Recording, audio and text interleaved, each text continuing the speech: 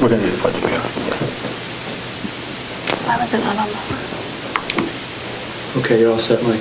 Good evening and welcome to the Town of Rockland Board of Selectmen meeting for Tuesday, March 15th, 2022. Please stand and join us for the Pledge of Allegiance. Selectman Ryan, can you read us again? I pledge allegiance to the flag of the United States of America and to the republic for which it stands, one nation, under God, indivisible, with liberty and justice for all.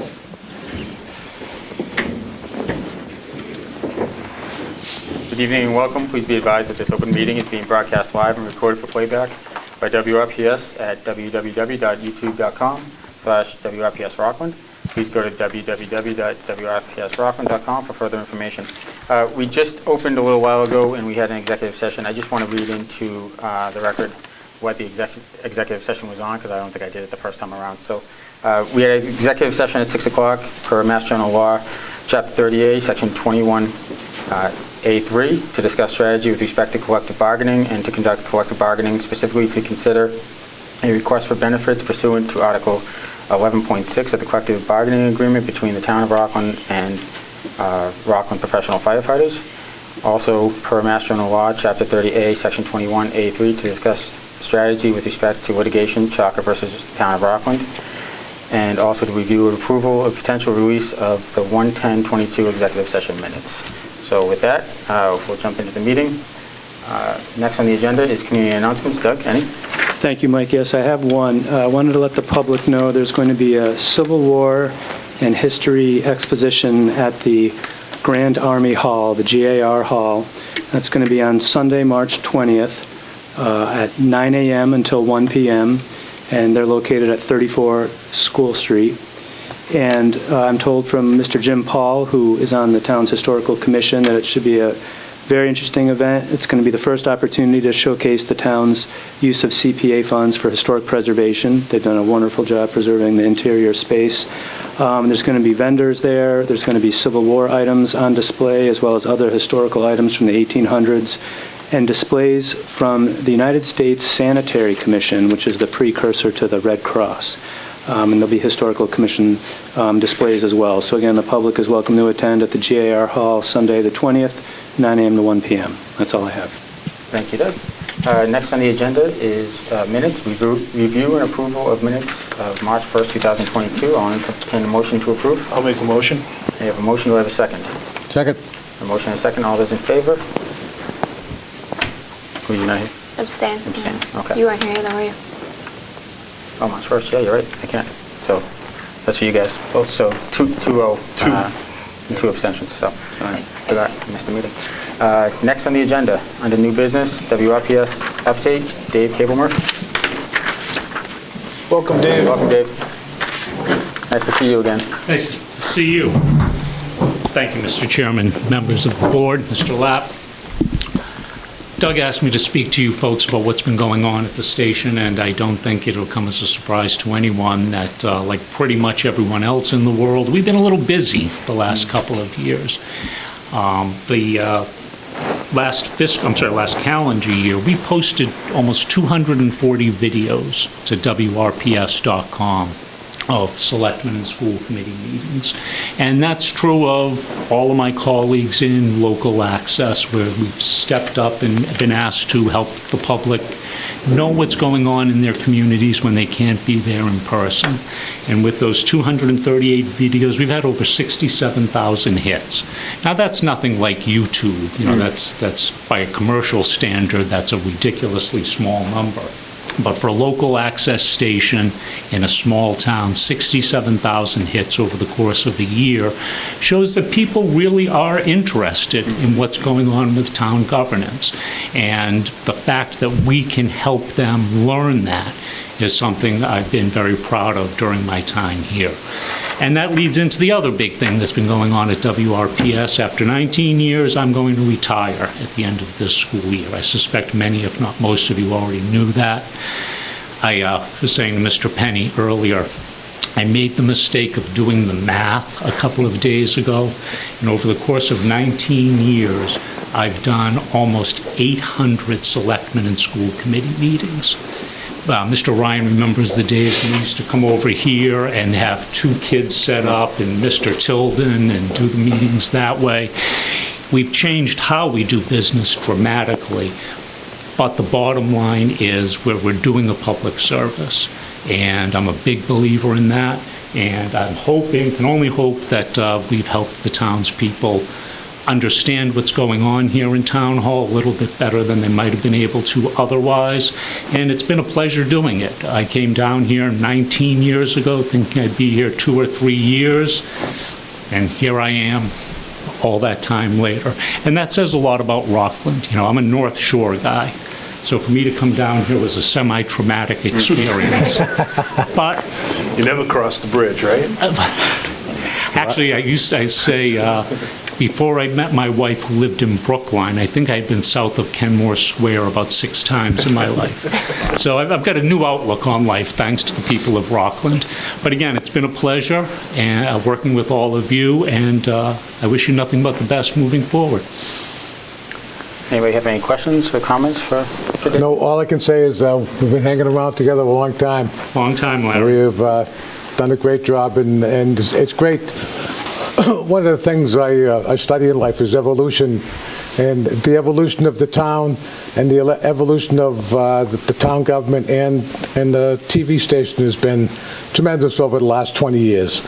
Things have changed so much, and we've got so much more professional in our dealings with the public, dealings with each other. The town is running really good now, and you're one of the positive aspects that you brought to this town, a positive attitude, and it's played about all the people that work with you.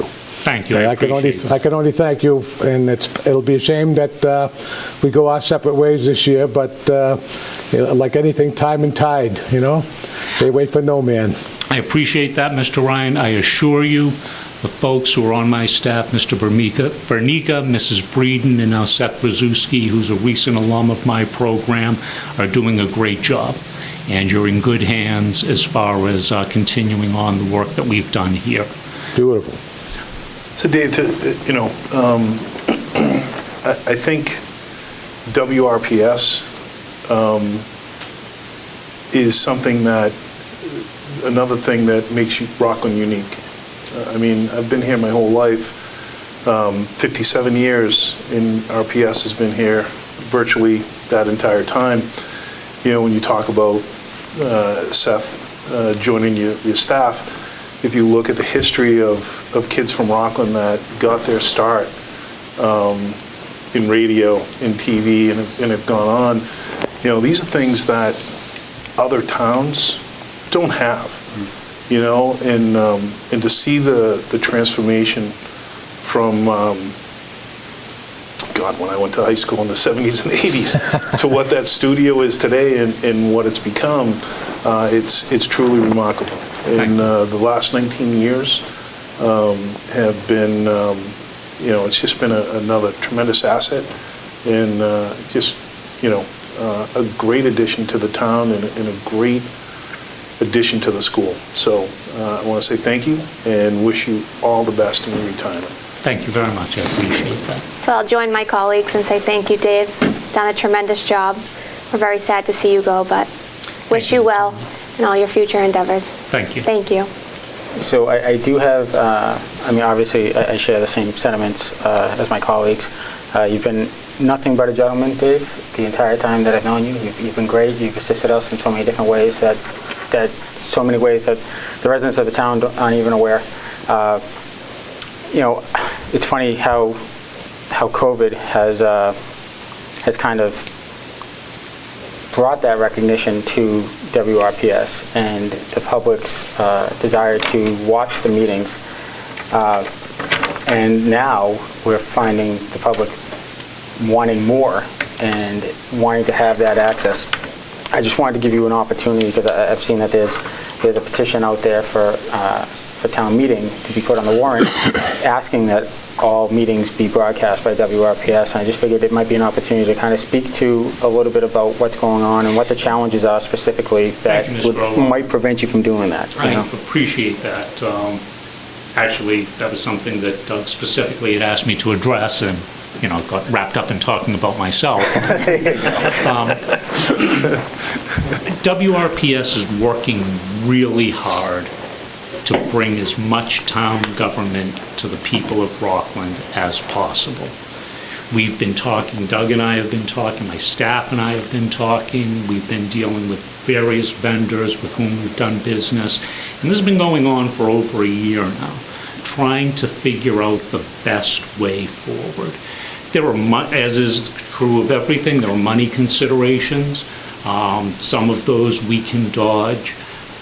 Something a little more difficult to dodge is something that seems really mundane, and that's scheduling. If you've got 4 meetings going on simultaneously, which is not unheard of, trying to coordinate coverage of 4 meetings is extremely difficult. And I understand why meetings come up at the last minute, but last-minute meetings make our life a living hell. And, then you've got to change your I've tried to be good, Dave. Oh, no. I've tried to stay as consistent as possible with these And meetings. again, I understand why there are reasons why that happens. Yeah. It's not as though someone's trying to make our life miserable. I don't know that there's much more, this is easy for me to say, we could be doing than we are doing. This has been a concerted, ongoing effort. And I'd like to think that the townspeople know enough about what we've done over the last 2 decades to realize that we don't really need a push. We just need a little patience and a little cooperation, and I'm sure we can reach a solution that will please not everyone. I'm not so naive to think that's possible, but the most people out there. And it's been a goal of yours. I know it's been a goal for some time, and I just thought it was important that you speak to what those potential roadblocks are. And I think the biggest thing, to your point, is patience. And that's the goal. Everybody wants to do that, and it's a matter of getting to that point. And we are just coming out of a global pandemic, and there's staffing shortages everywhere, and I'm sure RPS is no different. And gone are the days, I think, where I remember recording selectmen's meetings when I was an RPS student up here, and gone are those days where the students are up recording all the meetings, right? So, Exactly. especially when our meetings tend to go till like 10 o'clock, at night time. So There's only so much we can expect of high school kids. I will say that we welcome community volunteers. Absolutely. If there's a meeting that's going on that for whatever reason we can't handle, we'll train you in how to use a camera. That's part of what local access is all about. It's not necessarily generating the programming, it's helping the public generate the programming. That's right. And we'll be more than happy to help them do that if there are any holes in what we're doing. So anybody that's looking to volunteer, they call Chris Benica. Do you want to give out his cell? Yeah, cell phone, get us Beacon's cell. Might be an opportunity. Oh, I think everybody in town They probably have. a cell phone. They know how to get in touch with them. So I don't think I'd be telling them anything they don't already know. So Dave, with that being said, as a town, we just wanted to present you with a certificate of recognition. The certificate signed by Town Administrator Lapp and the 5 selectmen. And it says, in recognition of 19 years in Rockland Public Schools and WRPS, our community extends to you its heartfelt thanks and appreciation for your tremendous dedication, tireless leadership, and efforts on behalf of the town of Rockland, Massachusetts, this March 15th, 2022. Yeah. I can't tell you how much I appreciate that.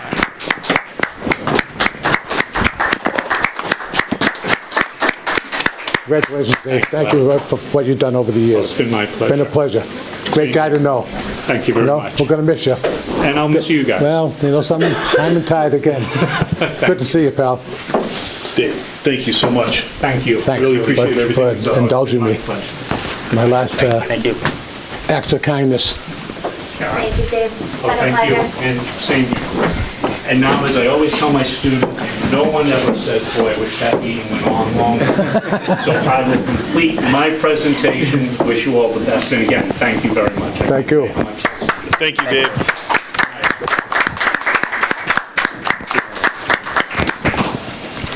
Okay, next on the agenda, we are done. Legislative update, Senator John Keenan and Representative Dave DeCoste. Gentlemen, You guys get to follow that. Tough act to follow. I'm not sure if we have a certificate for you guys, but Quite all right. I'm sure Sue can make something up. right ahead. I was hoping you'd kind of take the beating while I got here. I delayed them for you, Dave. Well, good evening, everybody. Thank you for the invitation here. It's great to join with Representative DeCosta, partner up at the State House, and to give you an update on, I guess, the budget process first, and any other questions or issues you may want us to cover. We're in the early stages of the budget process. The process works such that the governor files his budget with the legislature in February. The legislature then takes that as kind of a sense of the governor's priorities and where he may want to go over the course of the upcoming fiscal year. While he was preparing his version of the budget, the House and the Senate, the Ways and Means Committee of our respective bodies, were working on our budgets, and we will follow the presentation of his budget with deliberation on the House budget in April, and then deliberation on the Senate version of the budget in May. To the extent that there are any differences between the two budgets, and that there always are, the budget will be referred to a conference committee, and that conference committee will iron out those differences and then present the budget back to the House and to the Senate, where we will take an up or down vote on it. If it passes, it's then sent to the governor. The governor can veto certain lines, he can veto the overall budget, he can send it back with some recommendations, and ultimately when he signs the budget, it will take effect, and the goal is to have all of this done by the end of June, the end of the fiscal year. The last couple of years, we haven't exactly hit the June target, and last year in particular, and the year before, it had to do with COVID. In other years, sometimes it goes in a week or 2 weeks into the subsequent fiscal year, and we cover that with budgets a month.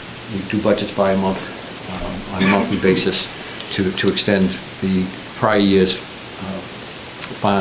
budget forward for that month until the fiscal year budget is resolved. So we're in the very early stages in terms of public review of what the governor, the House, and the Senate will do. But there's always a few cues that we can take from the governor's budget, and one of them is what will happen on local aid. Generally, there is a consensus revenue figure that's agreed upon between the leadership in the House, the Senate, and the governor's office. And based on that consensus revenue figure, local aid numbers are put forward. It's generally what the governor proposes is then followed by the House and then by the Senate, because, again, there's been a consensus revenue figure upon which to base those local aid figures. So for FY23, the projected unrestricted general government aid figure for the town of Rockland is about 2.9, almost $3 million. That's an increase of about $78,000 if it holds as we go through the budget process. And in talking with the town administrator Lapp and Jen Constable, assistant town administrator, we're always careful to make sure that these numbers, they're there, they look good, but they could change, but generally they hold throughout the budget process. So the unrestricted general government aid figure looks like it'll go up about $78,000. And then Chapter 70, which is the big number, which is the school number, it looks like that will go up about $1.5 million, up to about $16.3 million. And I know Rockland and the representative and I were in regular communication with the town over the past Chapter 70 numbers because of how those were calculated. Through that, the numbers are back on track. We've got some revenues in the state now, so we will be able to meet the requirements of the Student Opportunity Act that we passed. We're on schedule to fully fund that going forward. So hopefully those issues about enrollment and Chapter 70 based on those enrollment numbers are behind, and move forward with these new Chapter 70 numbers. There is the budget, as the governor's introduced, covers a lot of different things. One of the important aspects of it, and anyway, what I view to be quite important, is our commitment to funding our stabilization fund at the state level, our rainy day account. When COVID hit, there was some real concern about what we were going to do with the communities and then what we were going to do relative to our stabilization account. Were we going to have to do a big draw on that to balance our budget, to try to keep the communities as whole as possible?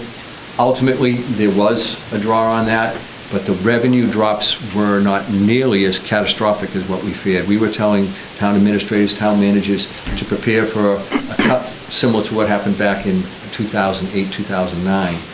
And while there were cuts and reductions in Rockland felt some of that, it wasn't as bad as we thought. So what we took from the rainy day account, we've been able to replenish. And right now, the stabilization account, the ending balance at the end of fiscal year '21 was about $4.6 billion. It was $1.6 billion ahead of what it was when we went into the COVID budget situation. And the current balance as of February 28th remains at about $4.64 billion.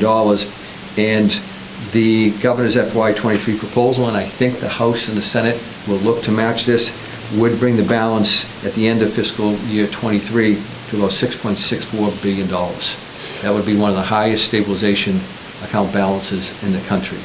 And so that's really important. Not only does it give us a cushion going forward should we encounter difficult times again, but the bonding agencies look at our reserves as they do at the local level to determine our bond rating. And a good bond rating can save us, given the amount of borrowing that we do at the state level, really millions and millions of dollars per year. So having that money in reserve is absolutely critical, and I'm glad that the governor and the legislature have worked together to get that balance as high as what it is. Unrelated to the budget directly, but I know it's of importance to local communities, is Chapter 90, which is the road funding. And the governor submitted a proposal for $200 million this year, plus some additional funding, an additional $100 million. The House did $200 million plus $100 million pothole and winter emergency. So, the Senate is looking at that now. The supplemental budget is before the Senate for consideration. We may take it up next week. There's still some review going on. So, the Chapter 90 road funding will apparently be at $200 million, hopefully with a little bit of a supplement for this current year. My goal has been, and it has not happened as of yet, my goal has been to make the Chapter 90 funding a multi-year program, because municipalities, they get 1 year's worth of funding, and they may have commitments on road work that could use up to 2 years of funding. And I think for that reason and for planning purposes, it would be better to have a 2-year cycle on Chapter 90 funding. But we continue in this 1-year cycle, and again, hopefully we'll move beyond that at some point. So I guess that's kind of just the highlights as far as the process and stabilization account, Chapter 90, and a little bit of focus on Chapter 70, which is the local aid number, the biggest local aid number. So I turn it over to Rep. DeCoste. I don't have too much to add to that. It was fairly thorough. The only other things I will say, one, I think the House is running about a full month ahead. I've already sat down with Chair Michaelwitz of Ways and Means, and we've given him generally what we need and what we're looking for. So I'm thinking maybe we'll actually, I'm not saying we'll be ahead, but we'll be on time getting things over to the Senate, and that's our hope. I will say that the budget process, since I was elected, this has been the smoothest one that I've participated in easily. And the only other thing, and it kind of it's tangential to Chapter 90, but as you know, we work with the Assistant Town Administrator, Ms. Constable, and also with Dave Taylor on a lot of programs. Very, does a super job to supplement the chapter money, do complete streets and so forth.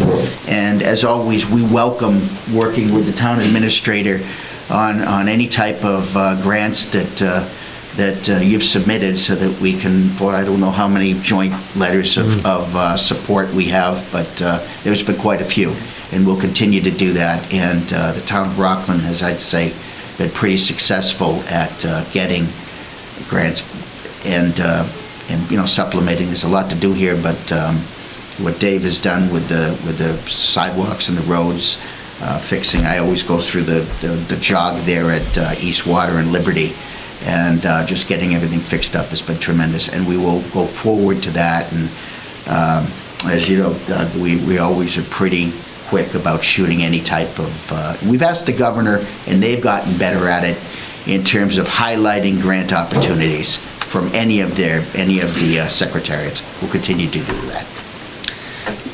Yeah, just quickly on that, the representative touched on it, and we've worked through the budget process to get funding into these programs.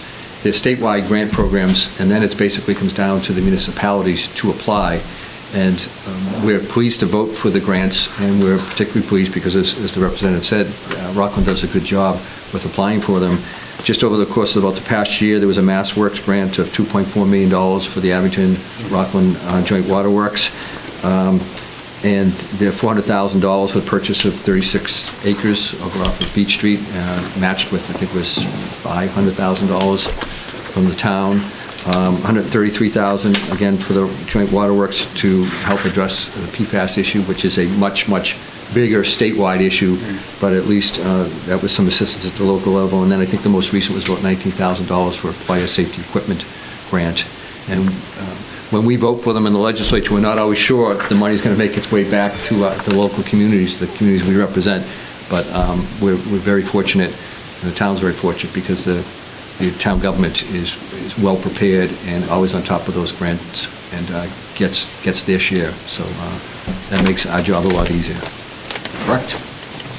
So I do have a lot of questions, but I'll open it up to you guys first. So I have a question. So talking about grants, certainly in the town taking advantage, one of the programs in the state has been that's been beneficial to Rockland is MSBA.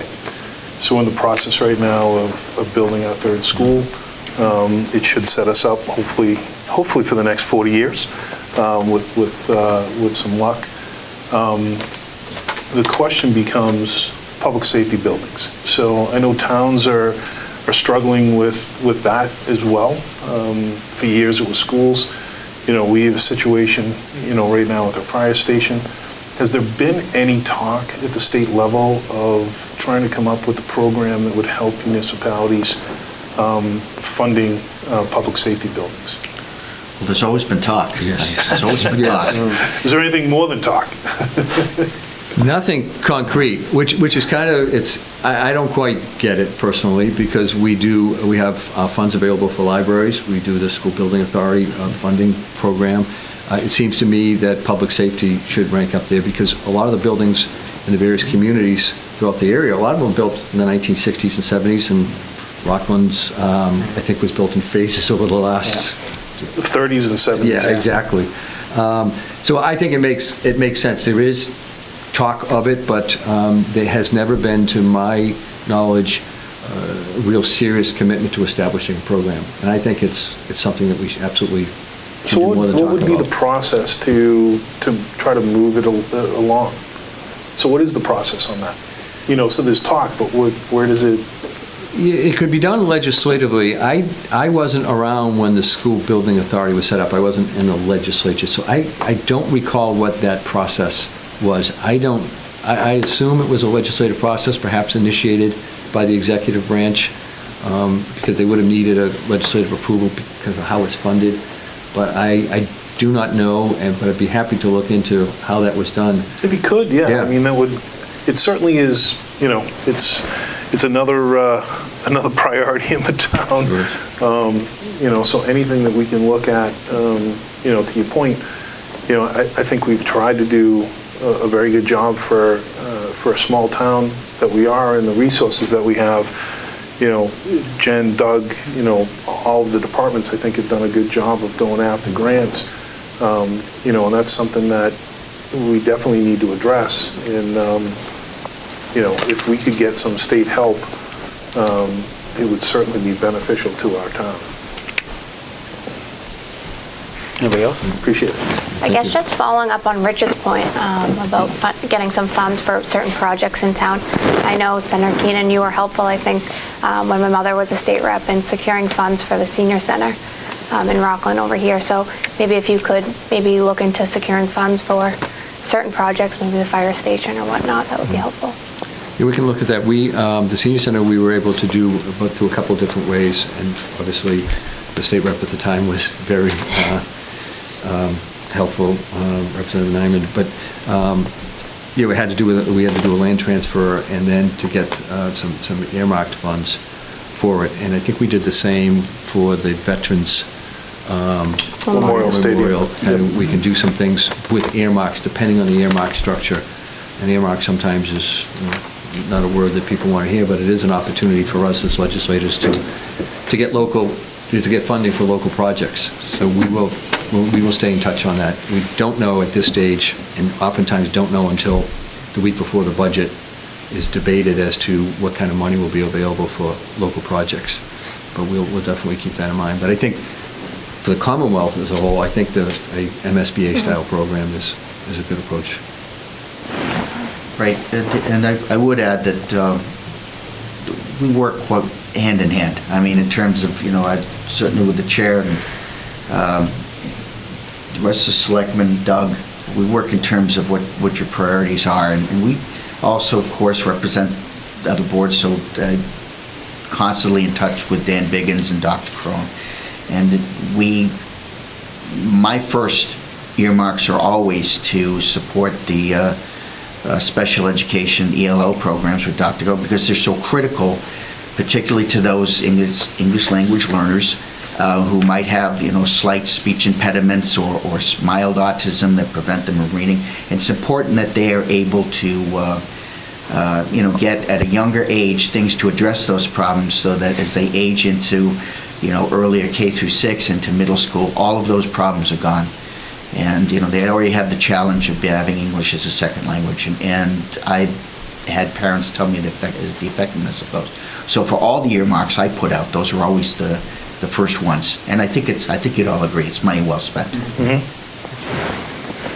Larry?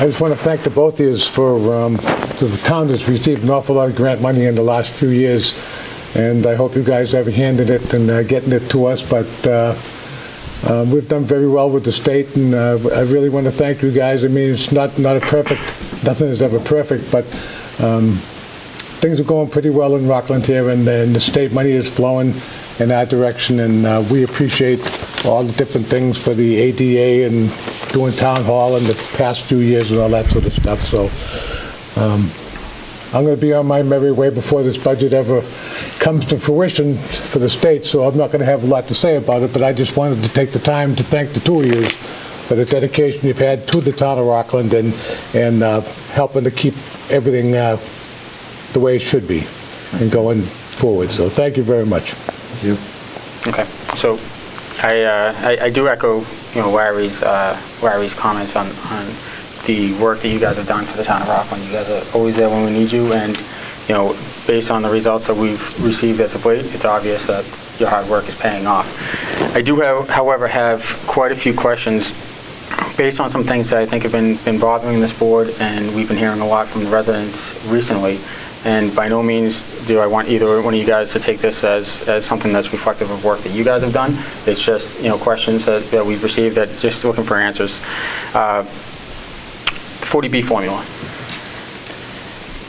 We have modular homes in town that aren't part of that formula, and I understand that the 40B formula is affordable housing that's deeded in perpetuity. Is that formula broken, and is there a way that we are able to get modular homes to be included? Because if that's the case, then Rockland meets that criteria. All right. Well, quick, to say it's good being a senator. It was also very good. It was like, I have here you go. legislation. The good news is you're sitting with the ranking minority member and one of the co-chairs of the housing committee. This is a difficult item to push. It's no secret. There are 200 members between the side, and I'm probably the most opposed to the 40B program. I'm convinced it doesn't work. It divides people, certainly in the community, and I think there are better things to go about it. And personally, if I could rewrite King for a Day, one of the things I would do is pour a lot more money into our housing authorities. Because I think they're underfunded, and I think the state guidance that matter of fact, to give you an example, I was just down talking to Mrs. Riley today, a few hours ago, and she has 3 units that under the old placement system she would have filled months ago, and yet they remain empty because the state system is so convoluted that it delays her ability to make a decision and place people in the units. They're all set to go. So, and multiply that across the state, across all the hundreds of and much larger housing authorities, you get an idea of the units sitting empty. So number one, we don't do a very good job, and we have legislation, hopefully, and I look forward perhaps in the future of addressing and working with her. I know they're having a roundtable, certainly. I don't know if you've been invited, but you will be, where we can all sit down, right, in this region, Senator O'Connor, in addition to Senator Keenan, and all of the representatives, because we all have the problem. And by the way, it unites everyone in terms of housing authorities from left to right, Republican and Democrat, right across. We all have the same problems. And many of the same problems we have going over the 40B, which is the question you asked about. You'll hear the same problems. One representative I'm working with, and she represents most of a couple of precincts in Brookline, I guess, and mostly JP, Representative Elugado, as you might be Senator Elugado shortly.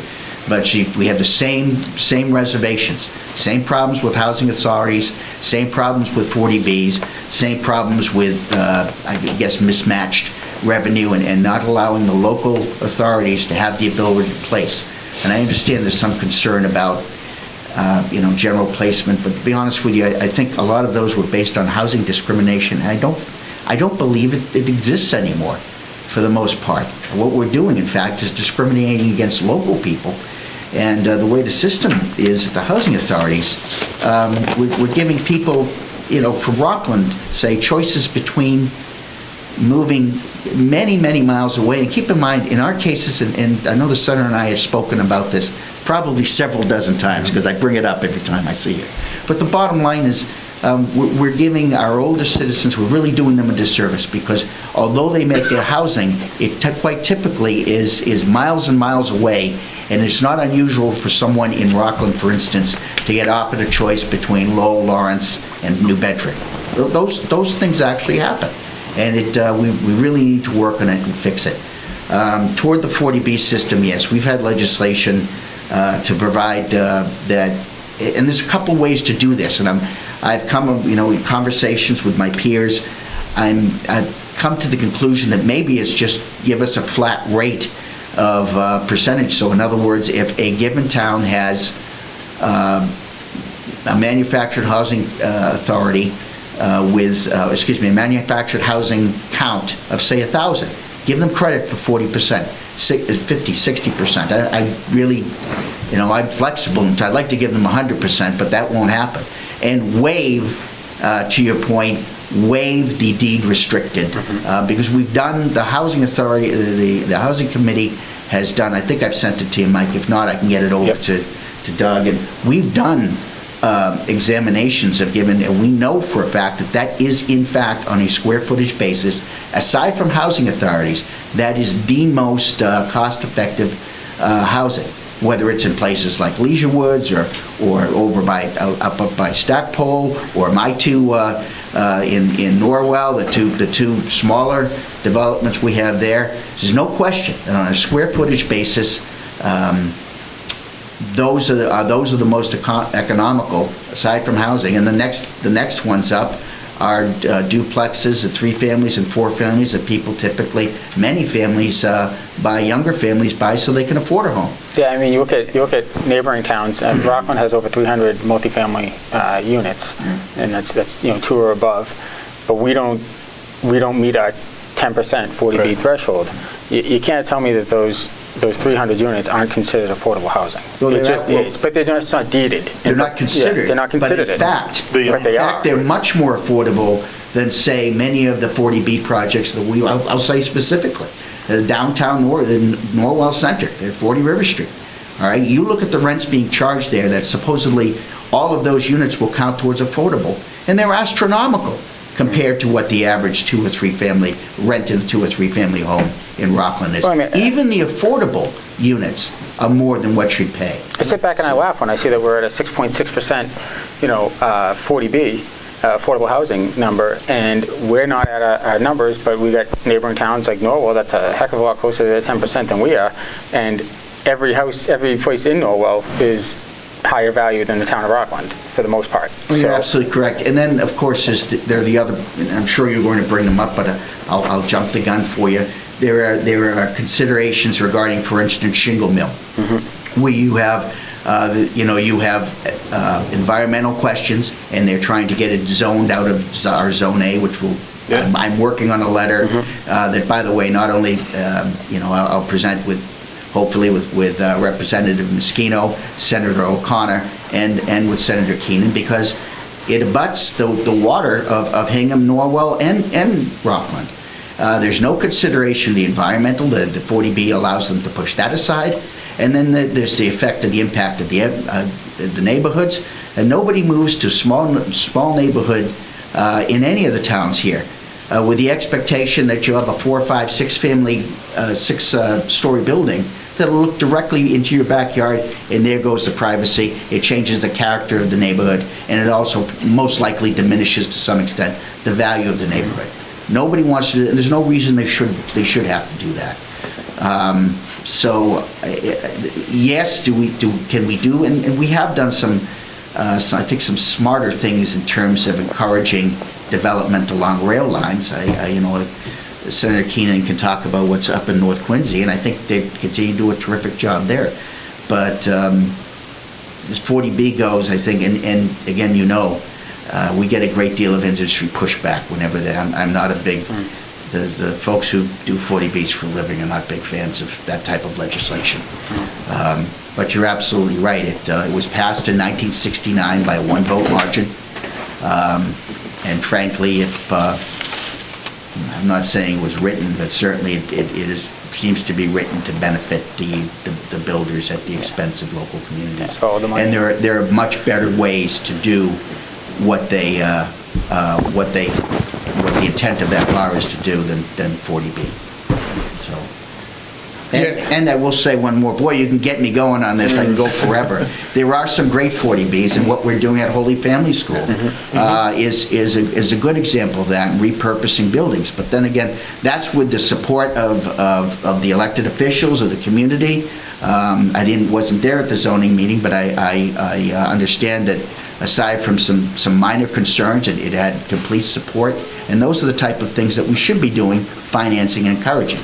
But not throwing up 4, 5, 6-story buildings in neighborhoods and just ignoring the environmental impacts, the impacts on traffic, the impacts on schools. I agree with you, and in fact, that we are not recognizing those other types of housing, whether or not they're deed restricted. I think really does a disservice. It does a disservice towards creating actual affordable housing too, because you're not encouraging 2, 3, 4 families. You're not encouraging mobile manufactured home parks. So I didn't mean to filibuster on the senator. Quite all right. I feel like he's used to it, maybe. Just to follow up, Chapter 40B, in my mind, is a law that time has shown clearly doesn't work. It was designed as the Low and Moderate Income Housing Act back in 1969, implemented first in the 1970s, with the goal that every community should play a role in producing and providing affordable housing. And the goal was to have communities have 10% of their units as affordable, or to meet some land area requirement in the alternative. And we haven't done it. Most communities across the Commonwealth haven't done. Yeah. So it doesn't work. And it creates this kind of opposite incentive when it comes to affordable housing. Some communities play it pretty well. Some communities ignore it. And some communities feel that they have a role to play in providing affordable housing, but they feel like they're being called upon to do more than what a neighboring community may. And so you have communities looking to get to 10%, communities that have done the right thing and aren't having all their housing counted to get to 10% so that they have some flexibility in how they deal with developers. And you have other communities that are at nowhere near 10% and just put up roadblock after roadblock. And you have other communities that will do everything they possibly can do to get to 10% so that they never have to do another unit of affordable housing. So when you put those together, it's a statute, in my mind, that just doesn't work and doesn't make sense. Communities, I think, should be incentivized to provide housing and affordable housing, and just not affordable housing, but housing of all sorts. Senior housing, veterans housing, affordable housing, market rate housing. We have some of the communities across the Commonwealth of Massachusetts that are dying for market rate housing under a program called HDIP, which I'm a strong supporter of. It incentivizes market rate housing in some communities. Fall River has a situation where 70% of its housing would be considered affordable if it actually counted. It's naturally occurring affordable housing like Rockland has. And they don't get any benefit for that. They want to be able to build some market, but the prices down there still do not support selling housing at market rates. And so it's kind of a reverse situation. So all of that is going on in the context of 40B and other programs, and it just suggests to me that it doesn't work.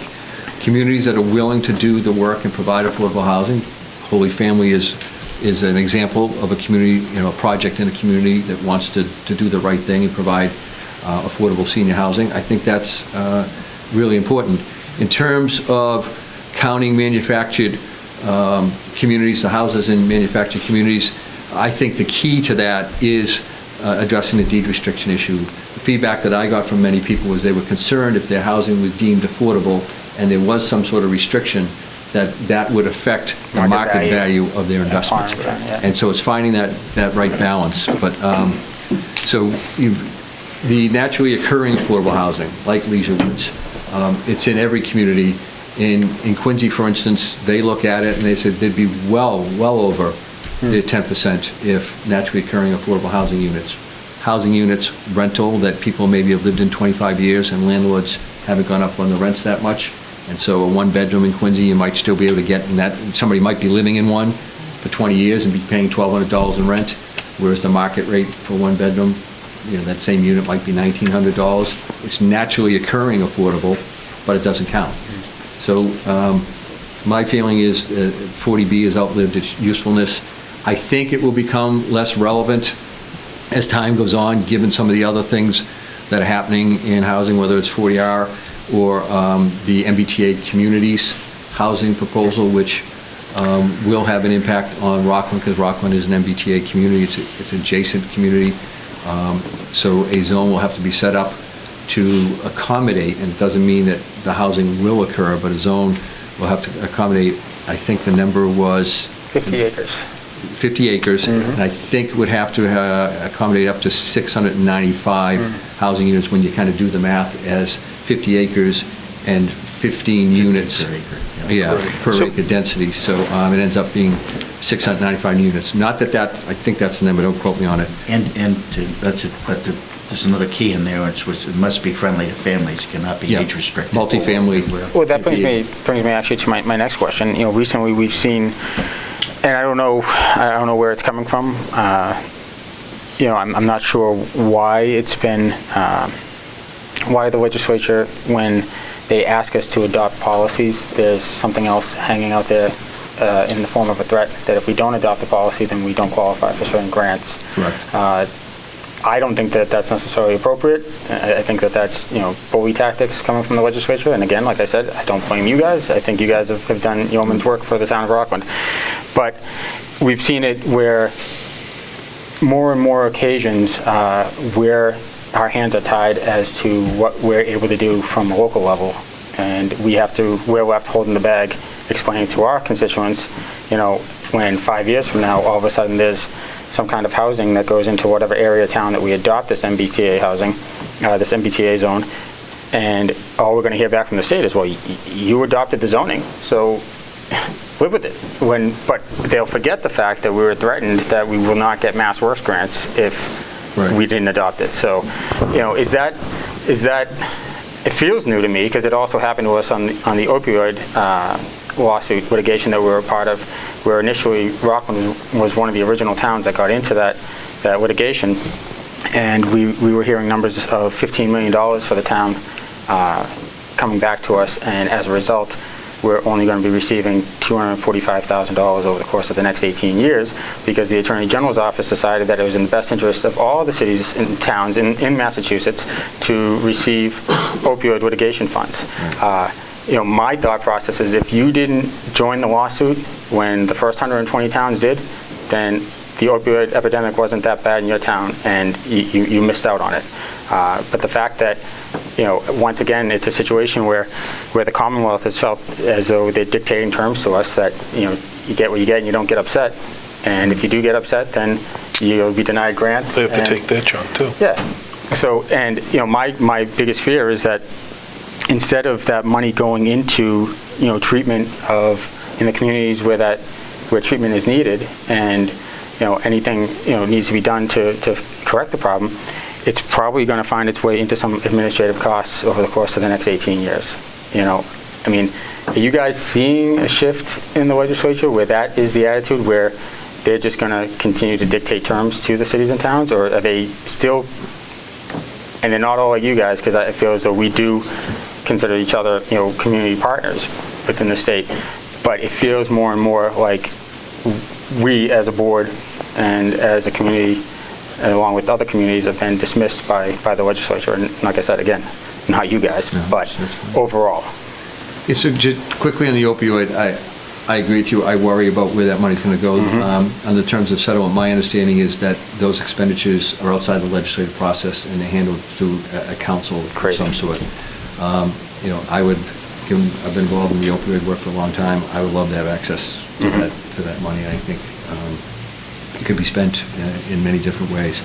In terms of the carrot versus the stick with local governments, it depends on the issue. I think oftentimes there is the legislature defers and they pass legislation that has a local option. Other times they do use more of the stick. 40B was an example of that, and now as we look at kind of the MBTA communities, it's the same thing. If, for instance, the form isn't filed by, I think it's May 2nd, the communities will find themselves shut out. I don't think the stick is the best way to do it. I think an incentive-based approach is better, because some communities are going to find themselves in a situation where they're not all that depending on mass work grants and other, and they're just going to go, who cares? We're Not done. my problem. We don't have to do anything. We don't care. We're not going to do it. But I think Rockland and Abington and Holbrook and Braintree, the communities, 4 of the communities out of the 5 that I represent, are in a different situation, and it's something that I think the legislature and the executive branch have to look at. The concerns in this community, in opposition to the housing developments that are being proposed, are more than the standard kind of I don't like development concerns. They're legitimate water, sewer, infrastructure concerns. And while the town has to create this district or risk Mass Works and other types of grants, they don't have to build in it. But I think some communities who are willing to do something in terms of housing just don't have the ability because of water and sewer issues. The Shingle Mill's a good example. I mean, the stream issue over there, the contamination issues over there, the water supply impacts, they're all real. And I think if the state is going to require these districts to be created, and I've already had discussions with the secretary, although we'll have a new secretary next year with the change in administration, about communities that can't do housing because they just don't have the capacity from an infrastructure standpoint. So you're going to punish them for not doing additional housing when their concerns are very legitimate. I think the better approach is to say to a community like Rockland and Abington, Holbrook and Braintree, we're willing to help you with your infrastructure in exchange for a commitment to its housing. I think that's fair. Absolutely, and that's the problem that we continue to run into, because under the current 40B laws, the developer can dictate to us the terms of the development, and we don't have the water capacity, we don't have the sewer capacity, and we have moratoriums that are existing right now that are preventing good developments that wouldn't really put us over the edge as far as capacity concerns go.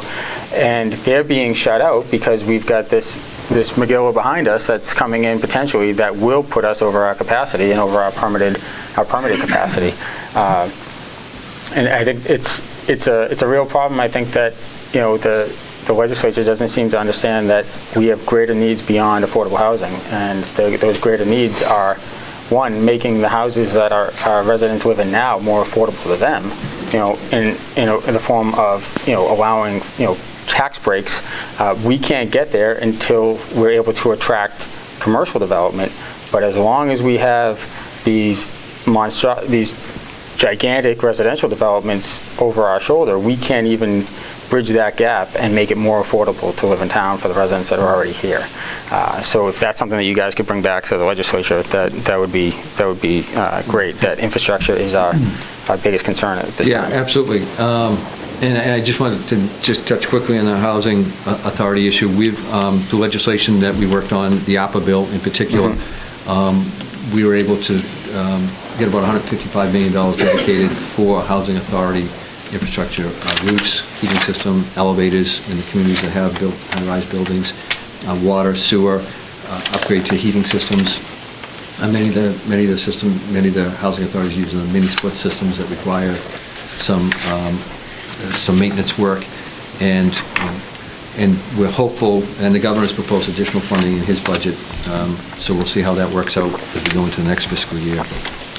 And I would say that one of the, I'm not sure who's dropping the ball on this, but in terms of the, we just do the lousiest job in terms of advertising the senior circuit breaker, and I know that Senator Keene and I have talked about that. We in this district, the people who looked at it, I have one fellow from MIT in Norwell who does tax, very bright guy, and I asked him to take a look at it. He estimated between the three towns, we're leaving somewhere between $1 and $2 million on the table. And the good news is, if we can get people to take it, that there are a number of legislation bills passed. We've advanced one out of housing with Representative Scanlon and myself, and it will increase to some extent. The governor, in his budget, has proposed a significant increase in the senior circuit breaker above what it is now. I think now it's just over $1,000. I think it's $1,070. And for those who are listening on television, and it applies to either renters or homeowners if you're over 65, I believe, and you have income under $75,000 a year. If your combined, there's a little bit of a formula, but it's combined property taxes plus water and sewer is over 10% of your income, the state will refund up to $1,000, and you can file back. So the first time you file for it, you can file 3 years back. That's about $3,000, and then going forward this year, it would be another $1,000, and hopefully in the future, there'll be some increase that we see in that. The House Ways and Means that I saw, the governor would only increase the state would only be on the hook for about $64 million. So you'd think it would be affordable. And that, by the way, is another program that, regardless of party or political philosophy, I think there's a great deal of support. Because again, regardless of where you are, all of us have a problem with senior citizens being taxed out of their homes. No question about it. And Norwell, by the way, and I talked to our assessors in all three towns, but they are actually looking at extending a little bit of a bump to seniors in terms of tax relief.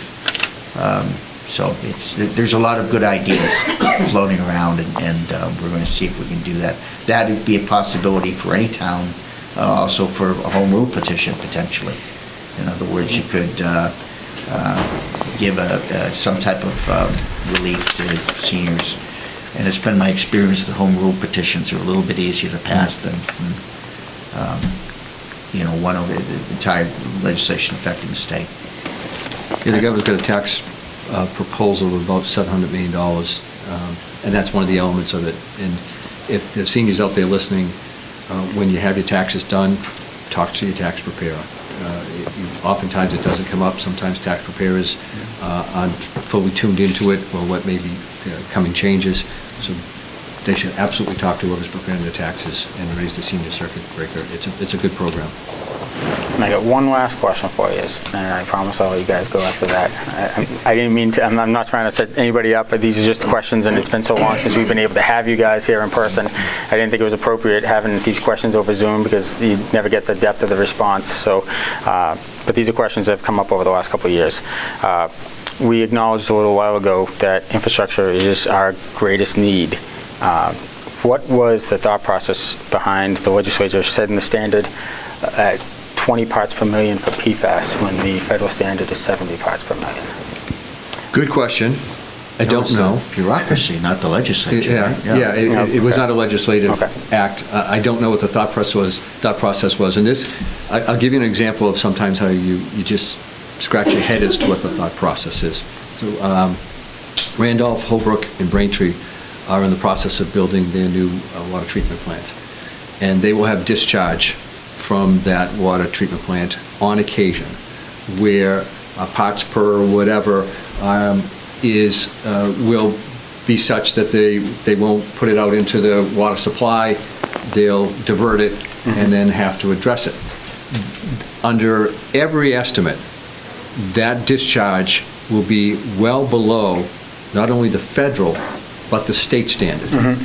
That if another community wanted to use that water for drinking water, they would be able to. Sure. And yet, and we're working with the MWRA on this, the MWRA is requiring them, or considering requiring them, it's still in the works, to build detention ponds for that. And everybody's just scratching their head saying, if they put it in a pipe and ran it to the next town over, they could use it for drinking water. You're requiring them to spend hundreds of thousands of dollars to build these detention ponds.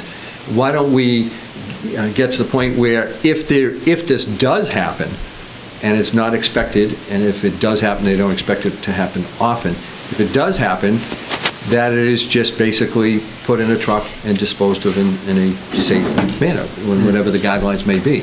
Why require all the spending up front? So it goes to the idea of sometimes how these standards are set. I'm not a scientist, I'm not a water quality expert, but it does leave you scratching your heads, and right next door is a real clear example of that, where you just say, this doesn't make any sense. I think we're making progress with the MWRA on it.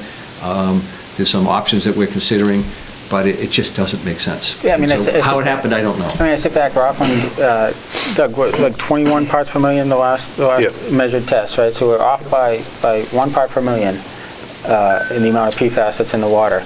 And you see it out in social media that people are going to die from drinking the water that's at 21 parts per million, but they won't hesitate to go to Rhode Island that's at 56 parts per million and drink that water when there's more contamination in that water. People may not like the taste of Rockland water. It's been the same Rockland water for my entire life. Bill, you know, right? Even being a former water commissioner, it hasn't changed. But now, because we're 1 part per million over the aggressive standard. And that's only in one of the supplies. In one of the supplies, right? In one of the three. The other 2 are under. So I don't know. It's just, again, your phrase, your terminology, it was just scratching your head, because it makes no sense, and it diverts funding that could be used for capacity and other infrastructure needs on something that's just we just scratching your head. I don't even know. So. Hopefully some of the federal money, infrastructure money, will help address it. I know there's a commitment to addressing PFAS across the country. It's an issue. Yeah, and we've got the grant coming that's going to address it. It's going to take care of the issue. But again, going back to Mike's, it could be used someplace better. Someplace else. It's just interesting where they implement it, knowing, I think at this point almost 200 communities are over the state limit. Yet they implement it, and then they give you no assistance, and like you had I think 3 months to hit it done now. So that could be a whole long conversation. Something quite similar going over with the clam beds in I don't know if they go up to Quincy, but certainly the clam beds over in Situate, and there's actually a Norwell clam bed going way back because it was South Situate, so it affects this district here, and it is the exact same situation where the local bureaucracy, the state bureaucracy, are having a threshold that is far more severe than the federal bureaucracy. As a matter of fact, the meeting they had was they had individually contacted, and the federal people have no idea why they're doing it, but the state is doing it. Hopefully PFAS will be an issue 10, 15 years from now that will have been addressed. I mean, it's a pretty serious issue. It There's is. no doubt about it. We don't want to downplay it, but it's the process of getting to the point where it's addressed. And gradually. It's going to be done logically, according to the science, and it's going to need a significant amount of funding. And hopefully the infrastructure money from the federal government will go a long ways to address that, not only here, but everywhere. Okay, if nobody else has anything else. So I just have one thing to say, and I want to make sure that the people out there that are listening truly understand these 2 individuals here. I've got to know them over the last couple of years, particularly Rep DeCoste, and they truly have been very helpful to this community. And I don't think the people fully understand. Every time that any of us have gone to either one of these gentlemen, they have done whatever they can to help this town. So with that, I just want to say thank you. Thank you. Thank you. Yeah, and that's Appreciate the actually partnership. what I was just going to try to say, because I definitely don't want people to think that my intention was to bring you guys down here, put you on the hot seat or anything like that, because I consider you two to be two of the finer, state reps and state senators in the Commonwealth, and you've always been there for us, and I appreciate the partnerships that we've created over the years, and I just felt like if I was ever going to get honest answers from legislators, you guys were the ones that would give it to us straight, and you let the constituency know, so that when we need to go back and cite a meeting where it was spoken about by you guys, we know the exact 45 minutes that we talked about all the concerns. Thank you. So with that, hopefully the amount of questions I had doesn't preclude you guys from coming back next year at some point. Well, at any time. All right, well, we got a meeting in April, so. When the budget's done, if you want us to have come back and That might be a good thing to do. Give a full When the budget's wrapped presentation. up, we can let you know, and then we'll probably be better off. We have asked the governor in caucus for the bureaucracies, the secretaries, to lay out exactly what we should, be looking for, because not everyone's aware of everything. Aware of everything from cultural council grants to water improvement to infrastructure. There's even within the climate bill, there's a lot of money towards flood control. So it's tough to keep up with all. So we've asked for a listing, and I think we'll be able to provide that to you. And schools and Dave Taylor. We're kind of remiss, and we did have, speaking of the MSBA, I think you're all aware of it, we had some terrific news with the VOTEC. VOTEC, yeah. For the first time that the MSBA has opened them up the assessment process, and I think that if that building, nobody would disagree, that building is long overdue for either rebuilding or refurbishment. So I think we're on track to seeing some big improvements there over the next few years. And the population there is, of course, primarily or largely Abington and Rockland. So a lot of our constituents will be, a lot of young men and women in Rockland will benefit from that. And just a quick note, we are in such desperate need of students coming out of our vocational technical schools. For the first time as long as I can remember, if you wanted to get into one of the trades unions, your father, your uncle, or somebody... You had to know someone. You had to know somebody. You see buses go by now advertising for spots in the unions. You see the billboard on the expressway at Local 103 advertising for spots in the unions. We're in desperate need of people who can fill those jobs in the trades, and especially with all the infrastructure money coming down, and that's going to have to be spent relatively quickly. We need them, so the rep's right, to see that finally move forward is good stuff. Gentlemen, thank you. Thank you. Appreciate your time. Thank you, guys. Thank you.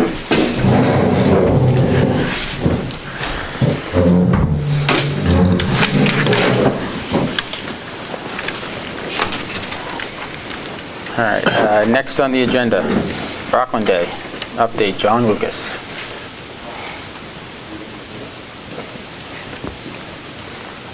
Good evening, John. Good evening. John, how are you? I got some special things for you. Yeah, I bet. I gotta get nervous. Just don't let him ask any questions. Oh, stop. Stop. Sit next to him. Just kidding. Thank you. Good evening, ladies and gentlemen on the Board of Selectmen and Doug. This, I think, is our 4th or 5th year for Rockland Day. What I gave you was a brief handout that will include pretty much everything I'm going to tell you. And Mike, I promise I won't go through this whole notebook for you tonight.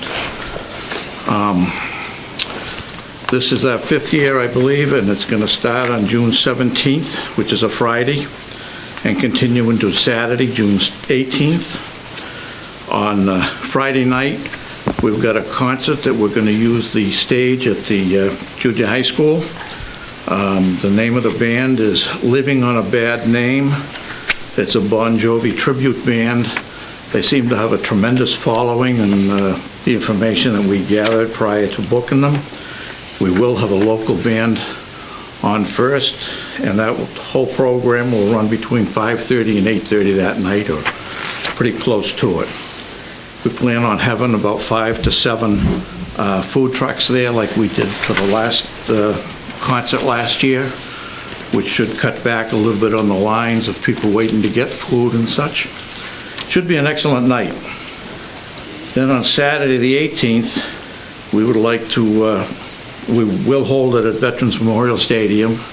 It would be pretty much an all-day event, starting at 11 o'clock with vendors, local vendors, crafters, and they will run from 11 to 4. As of right now, we have, I think it's about 30 vendors that have signed up.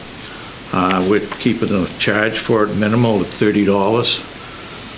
It will be a setup that when they do come in, they will be required to stay the full length of time so that we're not having people move in and out all day long. And at that point, we're looking at 8 to 10 food trucks, which will run from 11 o'clock to probably 7:30 in the evening.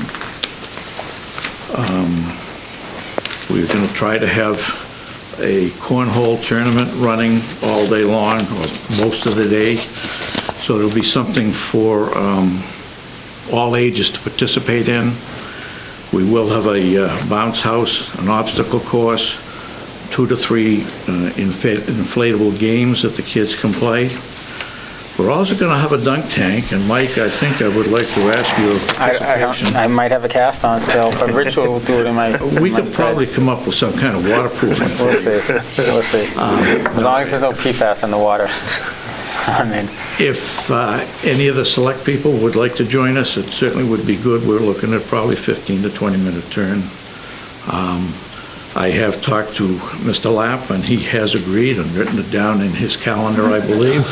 Did I volunteer the chairman of the board? I believe that's the way you put it, yes.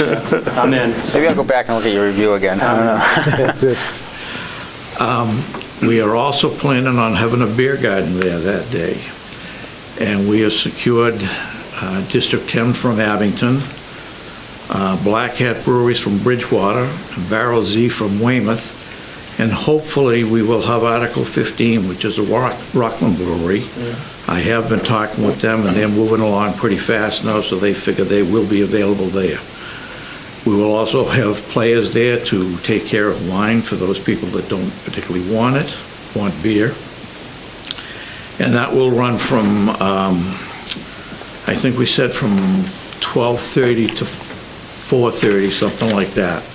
It will be in not a secured area, but a roped-off area that will have picnic tables, will have chairs, so that if you buy food from the food trucks and you want a beer, you'll be in a reasonably confined area. We will be checking IDs. We will have wristbands on those that care to purchase the beer and go through the ID. I have talked with the police department. We have talked with the Recreation Commission, the fire department, and again, you people right now. So hopefully this will not be a problem. So John, just a question. I'm looking through some of these license, one-day liquor license applications, and they all say 3 to 8 for the time. I could be wrong. Okay. Everything is not cast in stone at this point. Some of it is... In any case, we can always approve it at 3 to 8, and then whatever, adjust the hours and make an approval for that. Basically, yes. Yeah. I would rather go for a little bit longer time frame and cut it back than try to extend it the day of. Yep. And then at the end of the day, we will conclude with a fireworks display, which I am told last year was superb, and this year should be better. We know we had some problems last year with cleaning up some yards and such. We have put together a committee, and we'll have a committee the following morning to address this situation and take care of whatever needs to be taken care of. I'm hoping to have 20 to 25 people on that committee now. If we need them all, fine. If we don't, then we'll go forward from there. Like I say, I have met with Police Department, Recreation Department, Board of Health, and they don't see any problem with the provisions. I do want to remind the Board of Selectmen that this event is at no cost to the town. Everything is a donation or a sponsorship that we've gotten out. We've done a pretty extensive budget on it, and we're probably 2/3 of the way through the budget right now. We've covered all of the main things that we have money coming in, and some of it is more money comes in, and we may expand it slightly in the same vein that we have here. If anyone that's listening or here would like to be a sponsor, you can contact me through the Town of Hall, the Rockland Town Hall. Any questions that I can answer? Anybody have any questions for John? Doing a great job, John. Thank you, Larry. Looking forward to it. The fireworks, I'm assuming, will be shot from Bicentennial again? Yes, they will. Have we looked at the new school? That's not in the way at all, right? I'm sorry? Yeah, it's a pretty clear line, right? Yeah. Yeah. All right. They can, and I've talked to them again this year, they can adjust the height depending on what the wind is, possibly the angle, to see if we can prevent some of the material from falling in yards and things. But a lot of it's going to depend on The wind what that the day. wind is and Yeah. how it's Exactly. blowing, where it's blowing. Yeah. We are pretty well controlled as to where and when we can shoot them off by Logan Airport. And it's the same company that has done it the last several years, so they are well aware of what it is. We're looking at moving the trailers they shoot them from out onto the grassed area, if that's going to make a difference. If that be the case, then I'll get a hold of a tree company too and see if we can bring in a load of plywood to lay it move the down. vehicles out onto the field with. We certainly don't want to cause damage or anything like that to the town's property. Okay. All right, John, thank you Sounds very great. much. It's a big undertaking. I think you and the Rockland Day Committee do an excellent job, and we look forward to the event. But with that, we got some business to take care of, so I'll entertain a motion to approve one-day liquor licenses for Black Hat Brew Works, Barrel House Z, 10th District Brewing, and Players Sports Bar and Grill. So moved? I have a Second. motion, I have a second. All those in favor? Aye. That's unanimous. Thank you very much. Thank you. Thank you, John. John. Thank you, John.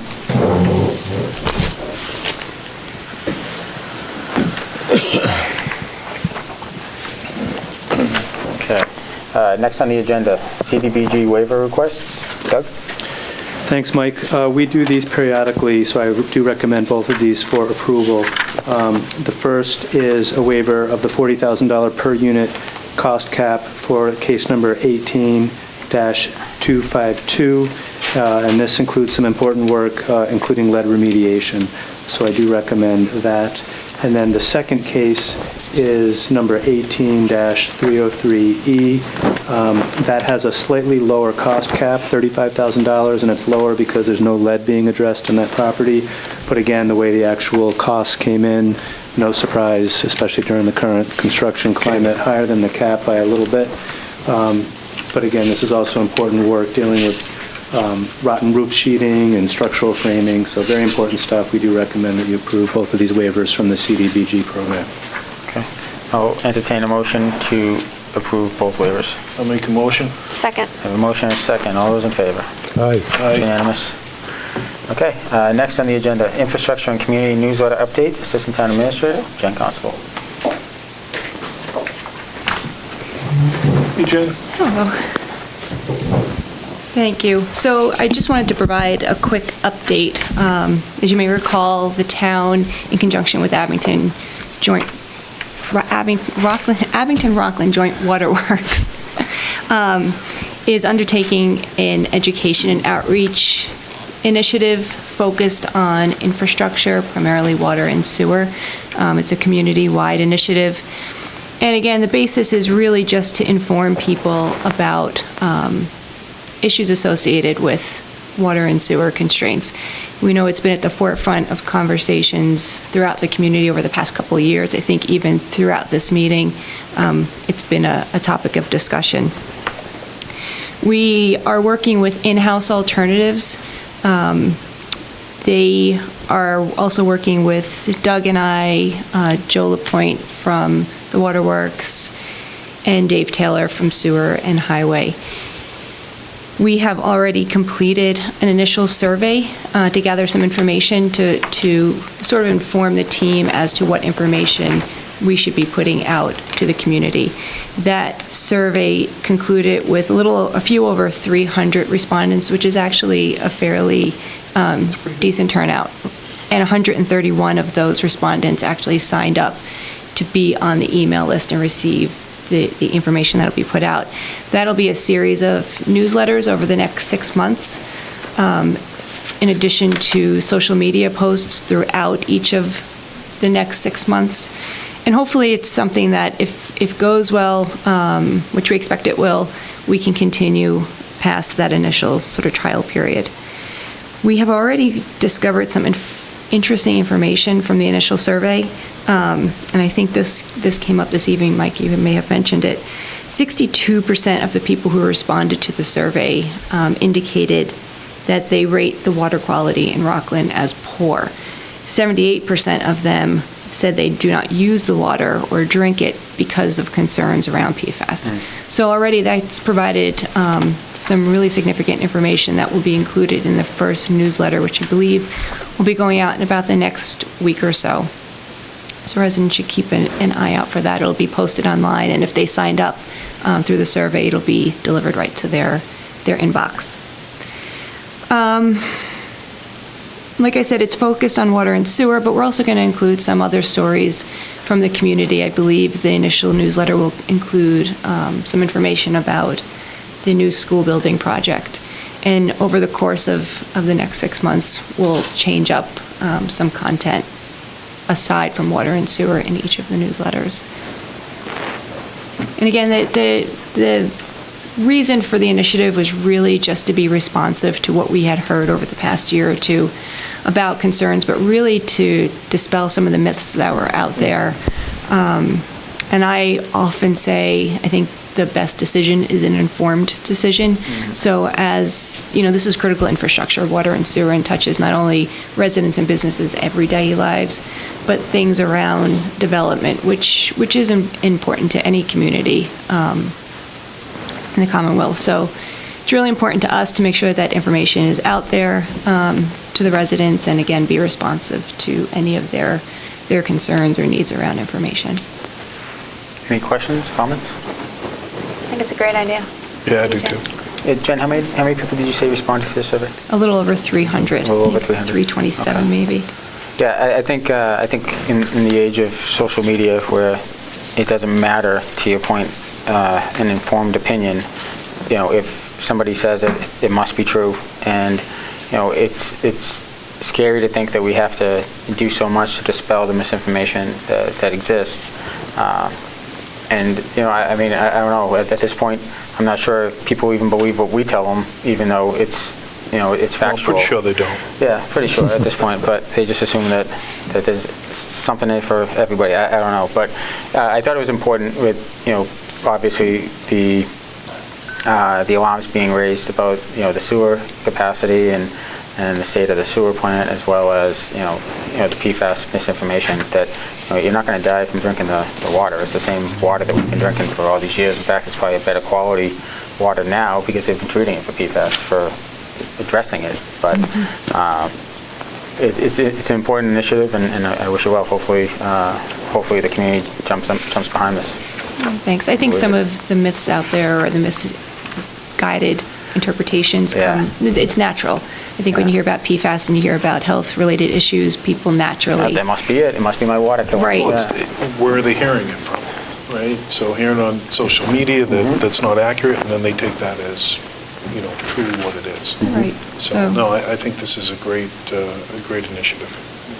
Yeah, let us know going forward if there's anything that's needed to be contributed to any of the newsletters or anything like that, or just even as far as spreading the information, you know, before it gets out there. Absolutely. We'll educate ourselves on it as well. So, Okay. thank you, Jen. Thank you. Appreciate it.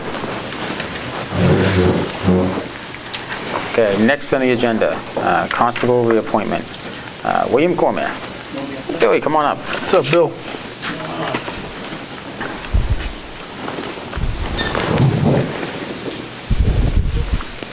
How's life in Abington? Great. Is it? Okay.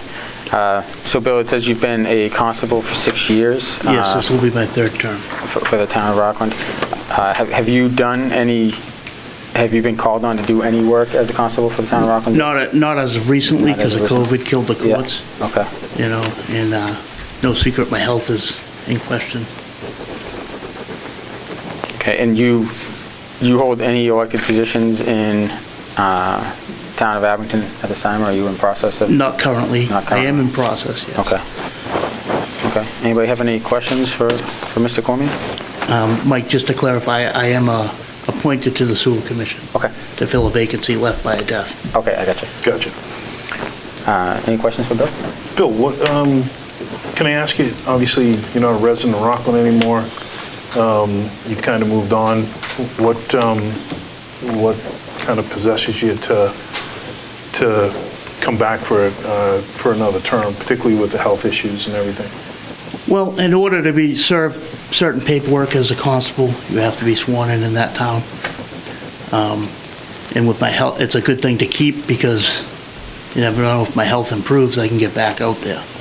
It's cost me to keep the qualifications as the constable, rather than, you know, it costs me to continue. Even if I don't work, I have to pay for a bond and whatnot. I was advised to try to keep it, just for future, you know. Are you a constable anywhere else? No, just Rockland at this time. I am in the process of trying to apply in Abington. Anyone else? Any comments, questions, concerns? Anybody have any motions? So I would actually entertain a motion to bypass having him, naming him as another term on a constable. Just not being a member of the community and pending health issues, I don't see where the benefit is to the town. Second. I guess my only concern about that is we have other constables in this town who don't reside within Rockland, so how do we come out and say, you know, we're not going to reappoint you because you don't live in the town, when we have other constables who also don't live in the town?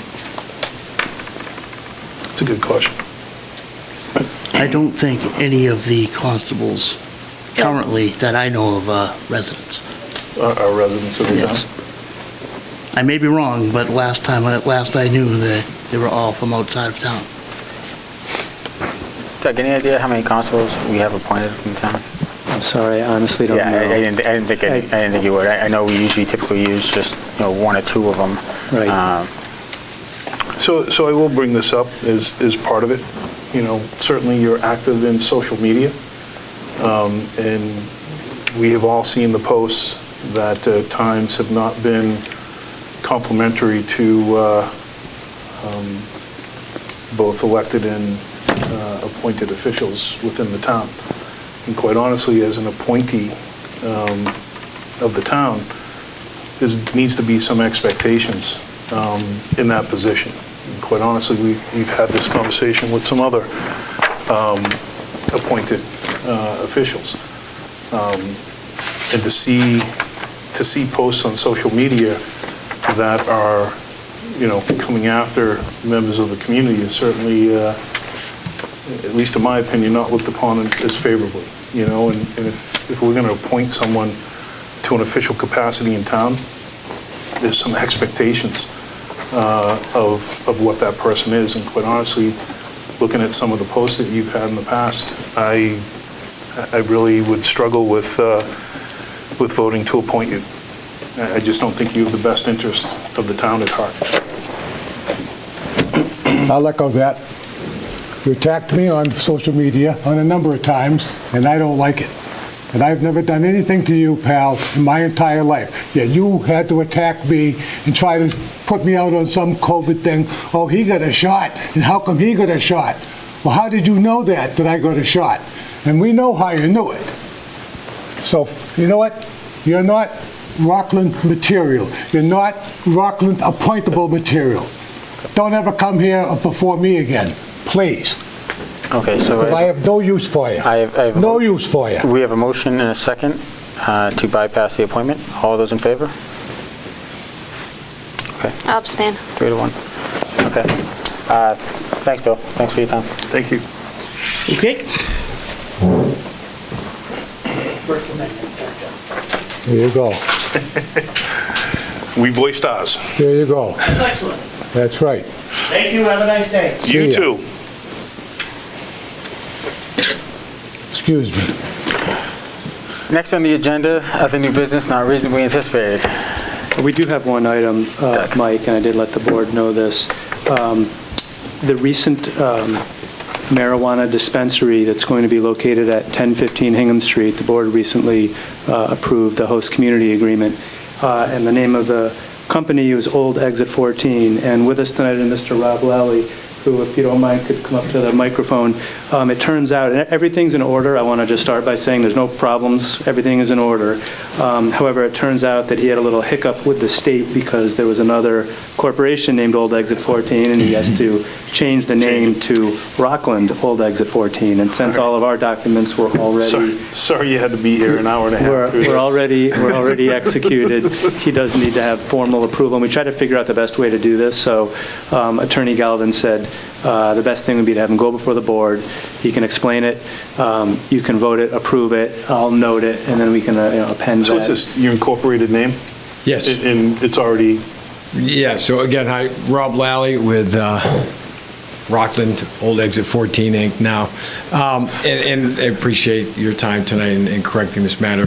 When we filed at the state level, it goes into a database, which you can search online. Right, and yeah. It came up fine as Old Exit 14. However, there is a name called Old Exit in there, and that was too close, so the state has the right to deny our name, so we just added Rockland to it.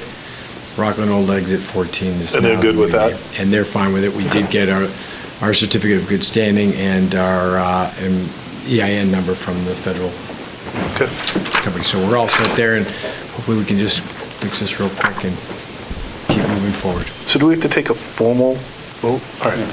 And a name change, right? Yeah, I'll make a motion. Second. Oh, do you have a question? Yeah, Sorry. I'm just curious. You're not running into any holdups from the state at all as far as whoever your partners or anything like that? Nope. Any kind of past partners? Because were you guys part of Cresco? Nope. Well, Okay. So we were bought by Cresco. You were bought by I'm sorry, Cresco. our company, our previous company, Cultivate, was bought by Cresco, yeah. Okay. All right. Okay. All right. I just wanted to double check on that. Okay. And I have no affiliation with them now. Okay. So we have a motion. Did I hear a second, Larry? Second. Okay, motion and a second. All those in favor? It's unanimous. Good luck. Appreciate Thank your you. time. Thanks, Rob. Appreciate it. Have a Yeah. good night.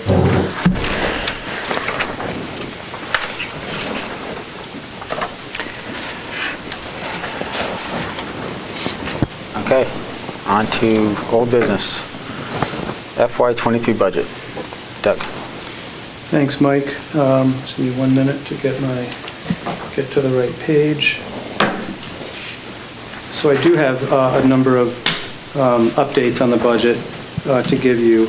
As I emailed the board the other day, the first thing I wanted to highlight was that I did uncover a significant error in one part of our projections in the town budget, in our health insurance budget, which is one of our largest budgets. Just last week, I uncovered a significant error, and it was in the calculation. And it's an involved calculation, and there's a lot of different parts of it. And there were sort of a number of different areas that I found an issue with. Part dealing with the employee counts. That's kind of how the calculation begins. Another part dealing with the premiums that we were using in the calculation. But then the most significant part dealt with the split between the town and the employee on health insurance. And unfortunately, the error was such that it was going the wrong way, meaning we were under budgeting the projected FY23 health expenses by a significant amount. So I want to just start by, I'm apologizing for it, because that's, all the numbers that I present you, I take responsibility for, I need to be accountable for, so that's the bad news. The good news is we caught it in time before we finished the budget, before we printed the warrant, and before we went to town meeting. So we're in the process of correcting it. And I want to in particular thank Assistant Town Accountant Serena, HR Director Stacy, and Assistant Town Administrator Jen for helping me quite a bit to review everything, correct it, and then come up with a plan to deal with it. So I did put in your packet, so it's the page after the budget summary, an outline that explains what the old number was, and then what the corrected number is, and what the impact is. So you can see the grand total, and I should highlight that we were able to mitigate this problem a little bit by going back through our health insurance broker and just pleading for a little bit of extra rate relief, given what we encountered. And HR Director Stacy Callahan was able to get our premium increase down from 4.5% to 4%. And that's a true decrease. It's not going to bump back and bite us next year. So the net effect of this mistake is we were off by $752,000. So this is one of the items that's a shared expense with the schools, so this flows right into the 70-30 split. So you can see the numbers on the sheet in front of you. So this affected the school budget by nearly $527,000 and the town budget by nearly $226,000. I want to highlight this hit is not a decrease in spending year to year. This is just a reduction to the significant increase that both of our departments were getting. So it's just less of an increase. And I, in particular, want to thank Dr. Cron and Jane Hackett, because nobody wants to hear, bad news. And I had given them a number previously on what they could expect and what they voted at the school committee, and I had to go back and explain we made a mistake. But they're incredibly professional. They understand. They've been there before, and we work together as a team to deal with it. So that's where that is at. So related to that, if you go to the next page, which is where I have because I'm not going to speak to how the school is adjusting their priorities. That's for them and the school committee to handle, and I know they're doing that. So on the town side, if you go to the next sheet that shows the budget adjustments for the Board of Selectmen meeting, I thought I'd just quickly run down that. So the town share that has to be adjusted is nearly $222,000. And I just want to note, if you're paying really close attention and want to compare to the number that's $225,000 on the page before that I just referenced, the reason why this is $221 is at the time we ran that calculation, we had a slight bottom line surplus of about $3,800. So this is just the net that we had to make up. So the biggest part that I'm recommending adjusting is removing the $150,000 increase that we were planning on budgeting for snow and ice. Down the road, I do think it's important that we better budget snow and ice, but we're allowed under state law to deficit spend it, and we have to pay the bills at the end of the year anyways. So this won't have any real pain, but over time we should look to try to bump that budget up. We're still budgeting 150. We were just looking to double it. The next line item that I would hit is eliminating the increase in the stormwater drainage repair line by the $50,000 that the highway superintendent requested. So again, this is just taking away the increase. We still have all the baseline stormwater drainage repair that we're going to be doing. And on this particular item, certainly if there is any emergent drainage issues that comes up, that's something we could potentially look at ARPA to help us backfill that. And then lastly, one of the biggest areas that we had to increase in the town budget was to try to develop a new budget for the McKinley building, because as we know, that building is in very difficult shape. It needs a lot of maintenance, and the way that previously been funded was through a revolving fund through different fees it collected. And one of the first things the prior town accountant and I did once we got here was we had to remove $75,000 of cable TV, Comcast, and Verizon funding that was going to that account, because those cable TV functions are no longer there. So right out of the gate, they were in the hole by 75. We tried to develop with the recreation department and the youth commissioners, the recreation commissioners, an actual budget for keeping that building. That budget was to the tune of $112,000, $113,000. That's what I included in our budget. So I'm to hit the delta, taking away nearly $38,000 of that increase, but again, leaving them the full $75,000 that we took away from removing the cable money. So they're really held harmless. We just weren't able to increase it as much as we wanted. So that's how I'm proposing to balance for our share of the health insurance budgeting issue. Then there's still been a couple of other things that have been floating out there. The only other real change since the last time you looked at the budget was talking with the health agent after the last finance committee. She went through and kind of double and triple checked the part of her budget, the waste budget, that deals with the Republic curbside trash and recycling pickup. And when she went back and double checked, there is a fuel escalator clause in the contract. for obvious reasons, just like now, fuel prices are through the roof, and obviously there's a war in Europe, which is exacerbating the issue. So Serena and I and Delshon went through and calculated a reasonable estimate for what we think we should increase to cover, a bad scenario like we're dealing with now. So we're adding $30,000 to the refuse collection line strictly just for what's happening now with fuel prices. And I'm offsetting that, I'm covering that by reducing the regional dispatch line.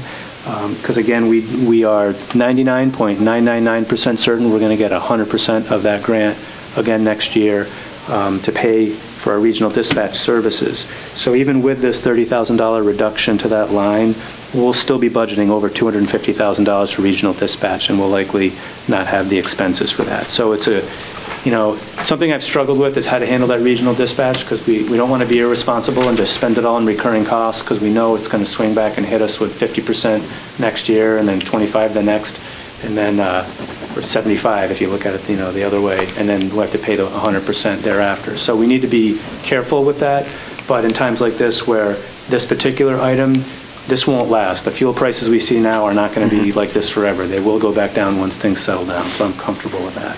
How quickly, do we know, any idea how quickly Republic would adjust? I believe it's down? done quarterly. There's like a baseline price included in the contract, and then there's a quarterly calculation where they look at a published index from one of the national indexes, then they compare that average of the prior quarter to the baseline, and then they reflect that, and there's a certain number of gallons that they have. So that's on the operating budget. On the use of free cash, the only thing, which is on the next page, the only thing that has changed there, as I talked about at a prior meeting, we were able to remove a $50,000 request that the school department had that was a very recent request for additional technology to be funded from free cash. And that really is a direct response to the COVID-19 pandemic and the technology that they've had to acquire. So we're going to fund that through our ARPA funding. So I'm able to take that out of free cash. So that was really the only change there. So that's really it on the budget. I also, once we kind of finish talking about the budget, I do want to go through the entire warrant, and we can talk about some of those articles in more detail. But I just did want to highlight those major changes and to say that, luckily we found them in time, and we'll be good to go for the final warrant and for town meeting. Any questions on that? All right. So then, moving on to the warrant, let me just make sure, let me check my notes. The only other minor budget item I should just mention is I'm in the process of talking to the Norfolk Agricultural School. We did get their revised assessment, which is factored into the budget. But on the advice of Jane Hackett, she encouraged me to reach out to them to check to make sure there weren't any additional sped costs that we might be getting. So I did reach out to them, and unfortunately I've just been playing phone tag for days. They did quote, there was a message left for me that quoted a number that was small, under $10,000. I believe that's the total and not a per pupil number. So that's what I believe. So, if that turns out to be a per pupil number, then the number is going to be, 11 times higher, and we'll have to adjust for that. But I think for now, we're in good shape. So as I go into the warrant, my goal, I have a nearly complete draft, and I'll highlight what's not complete yet. My goal is to send a final complete draft of the warrant to our town council, John Clifford, next week. And then I want to have a 100%, legal approved final warrant for you to review and approve and sign at your next meeting, which should be April 5th. Now, in talking with the Finance Committee Chairman, John Pumphrey, he's not certain that he's going to have all of their meetings and discussions and votes done by the 5th. I'm working with him. I'm hoping they will by the 30th be able to get everything done. He's, can't commit to that yet, just given the amount left that they have to go through. But I think then worst case scenario, you voted on the 5th, and the Finance Committee recommendations could potentially change the next day on Wednesday the 6th. I certainly don't want it to go any later than that, because I have to send it off to the printer and post it, etc. And then, Mike, I don't know if you want to talk after the warrant or now, but I know you had asked me about a potential public meeting with the general public to go over the warrant.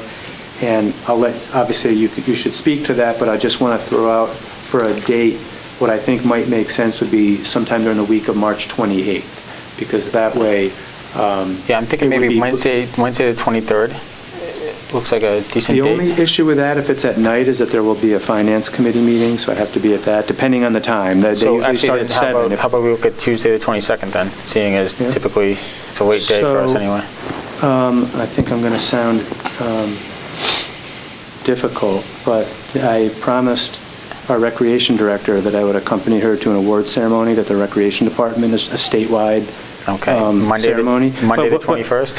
But if we go back to your first date though, Mike, which is Wednesday the 23rd, maybe it just depends on the time. Maybe yeah, what time is finance? Finance is usually 7 o'clock. So maybe if you wanted to do it at 5:30 or 6, something like that. Yeah, if we can do it at 6 o'clock. So, basically, I think we all saw with town meeting last year, there were several items on the warrant that residents needed more of an explanation on. And, I think it's, one of the things that we want to see is to ramp up that communication. And I prefer to hit that off, cut that off before we get to town meeting. So if there's something that residents identify early on in the process that they need some more explanation, we can, circle the wagons and get that information out to the residents before we go to town meeting, and we miss out on opportunities on getting things passed. Along with that, I'd like to do kind of a dress rehearsal prior to town meeting, like a week before town meeting, where we'll go through at the auditorium, we'll read, and we'll allow residents to answer questions. There won't be any votes on it, but that will give us one last opportunity to, be more prepared on items specific to town meeting, in the sense of, something that maybe we didn't anticipate that is a bigger issue, and we'll be able to give full detail 100% the level that they require at this point. So, but again, this one will just be basically, you and I reading articles from the warrant, and, if people want to follow along, and if they have any questions, we can jot those down, and we'll get back to it, and hopefully we answer it by the dress rehearsal, and then we get to town meeting, and everything goes very smoothly. So. And we can certainly compare calendars later and absolutely and pick the date. And this, I actually think, will be a perfect warrant to start this new process, because this is a very simple warrant. There's no zoning, there's no really kind of complicated, unusual articles. And we don't want to sit there reading zoning articles to these people anyway. Yeah. So with that, if I could go through the warrant, that would be great. So again, as usual, we have a special for the annual. Article 1 deals with just some budgetary items. There's only 2 that we're going to have: the contractual buyout for employees retiring, and a significant snow and ice deficit. Right now, we're projecting $650,000. That number could go up between now and when we finalize it, because it's been a tough winter, so that could go up. Article 2 is paying some unpaid bills from a prior year. And again, just for the public, that's because, the bills don't get to us in time. It's not because of errors on the town's part. I have one item that's highlighted with a strike through. That bill may have been paid. There's a little bit of, we're confirming with the vendor on that one. Article 3, that is a big one. It is authorization for the Abington-Rockland Joint Waterworks to borrow $13 million. Abington is holding the same article at their town meeting for an additional $13 million. So that's a total of $26 million. And you can see right in the language, this is, directly related to remediating PFAS in the water. So they are hoping to get approval for a state revolving fund for a 0% loan, or even potentially some loan forgiveness. All of this, I should highlight, this won't go to the ballot. This is not going to raise people's property tax bills. All of this will be paid from water receipts. So, I'm not going to speculate on what future water rates will be, but this is all to be paid from water receipts. You'll notice I need to confirm with John Clifford how we're going to do this. The actual article language, I had to make sure to get approved by our bond counsel, since it involves borrowing. and because of that, it has a very specific motion that'll have to be read.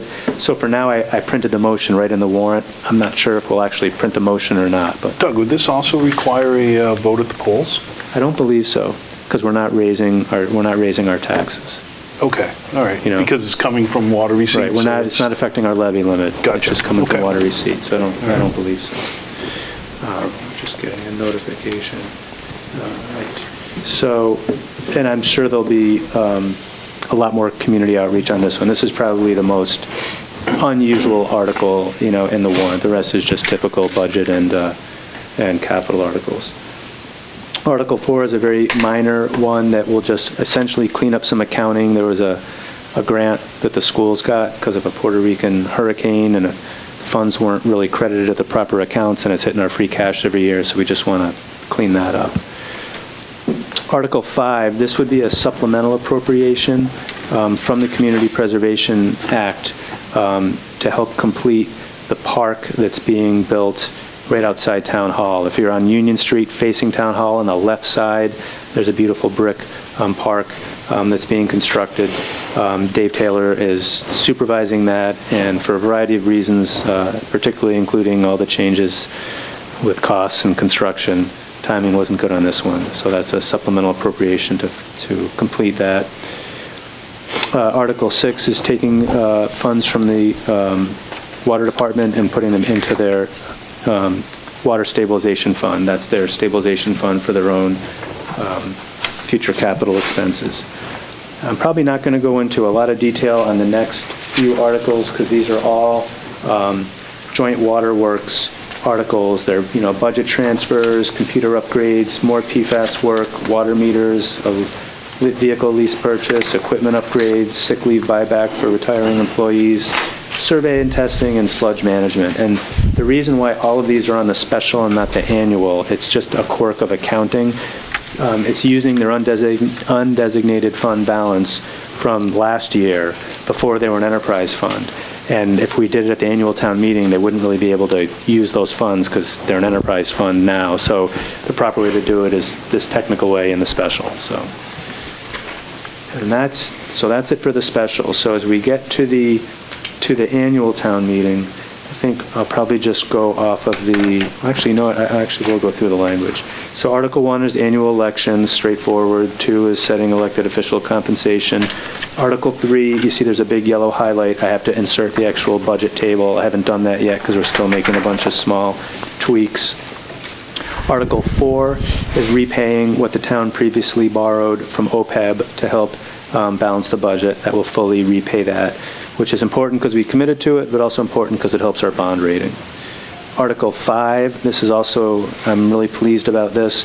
This is fully paying back everything the town has borrowed out of the stabilization fund, both to balance the budget during COVID as well as the money for the McCarthy Farm. We promised that'd be the first thing we did with free cash is to pay that back, and this will pay it back in full. Perfect. Article 6 is putting funds into our capital stabilization fund. This is a relatively new fund, so it's going to take some time to build it up, but if we keep chipping away at it each year, this will help us with future capital purposes. Article 7 is to vote all of our revolving funds.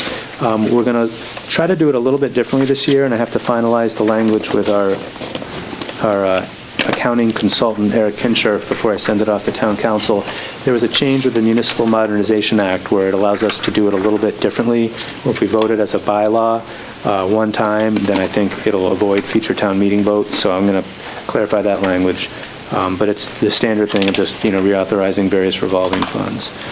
The next two articles, 8 and 9, I also have highlighted in yellow because I'm going to probably change how this is worded. This is just authorizing the water and sewer budgets, but because they're enterprise funds and talking to Eric Kinshirf, rather than this sort of kind of more general, broad way of doing it, which I know other towns do it this way, Eric thinks it might be better to have a more detailed table with a lot more information there, so I'm going to go over that with him on Thursday. But either way, regardless of how we do it, this is just for the water and sewer budgets.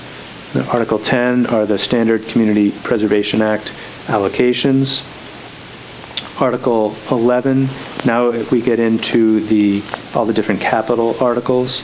Article 11 will finish off the recycling road improvement. I know it probably looks to most people like it's done, but it's actually not. There's still a final top coat that's going to go on there, so that'll be excellent.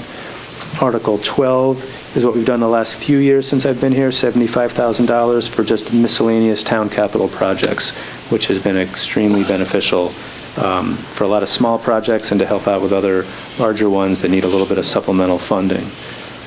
Article 13 is a lease purchase for a fire department admin vehicle.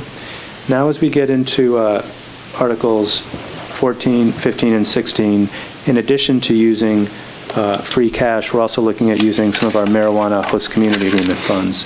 So Article 14 is a new ambulance purchase for $275,000, completely funded from the marijuana host community agreement funds. Article 15 is a fire department vehicle, a pickup truck, $70,000, 100% funded from marijuana host community funds. And then Article 16 is a new fire engine for $675,000, mostly funded from free cash, but partly supplemented with marijuana host community agreement funds. Article 17 are critical flooring repairs at the aging fire station for $50,000.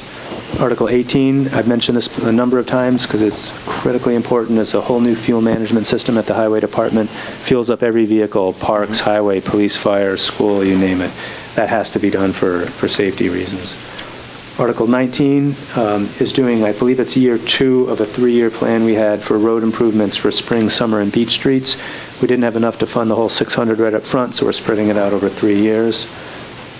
Article 20 is some additional road repairs. There's a whole number of roads here, including Forest, Lincoln, Parameter, or I pronounced that right, Parmenter, Deering Square West, Pleasant, Howland Beach, and Spring Streets. That's $200,000. That's $180,000, excuse me. Article 21 is a dump truck purchase for the Highway Department. 22 is another vehicle for the Highway Department.